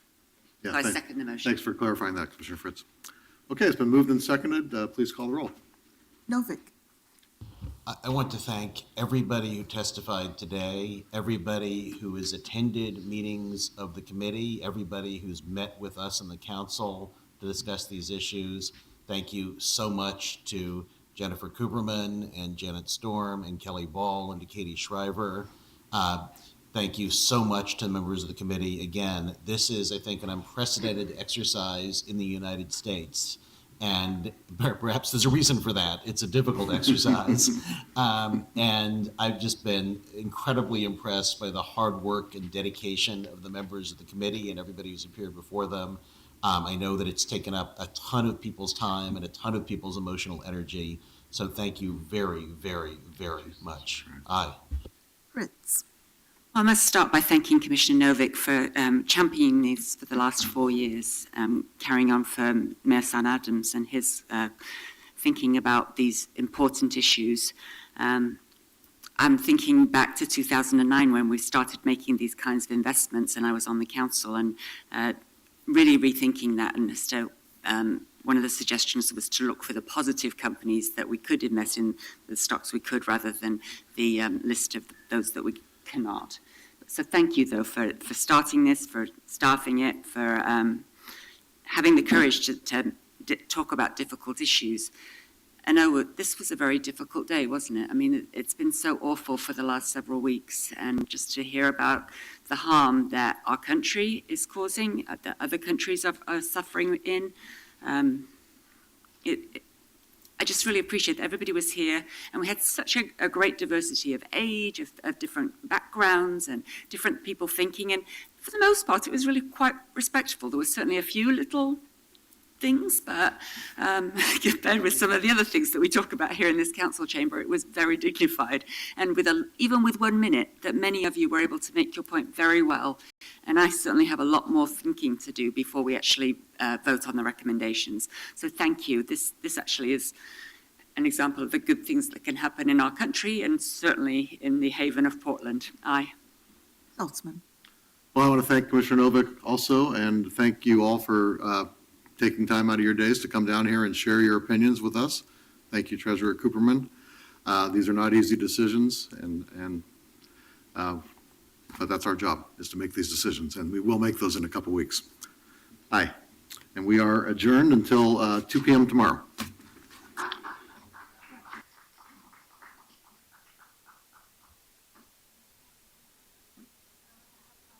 Thank you. Yes, those were all the mayor's comments.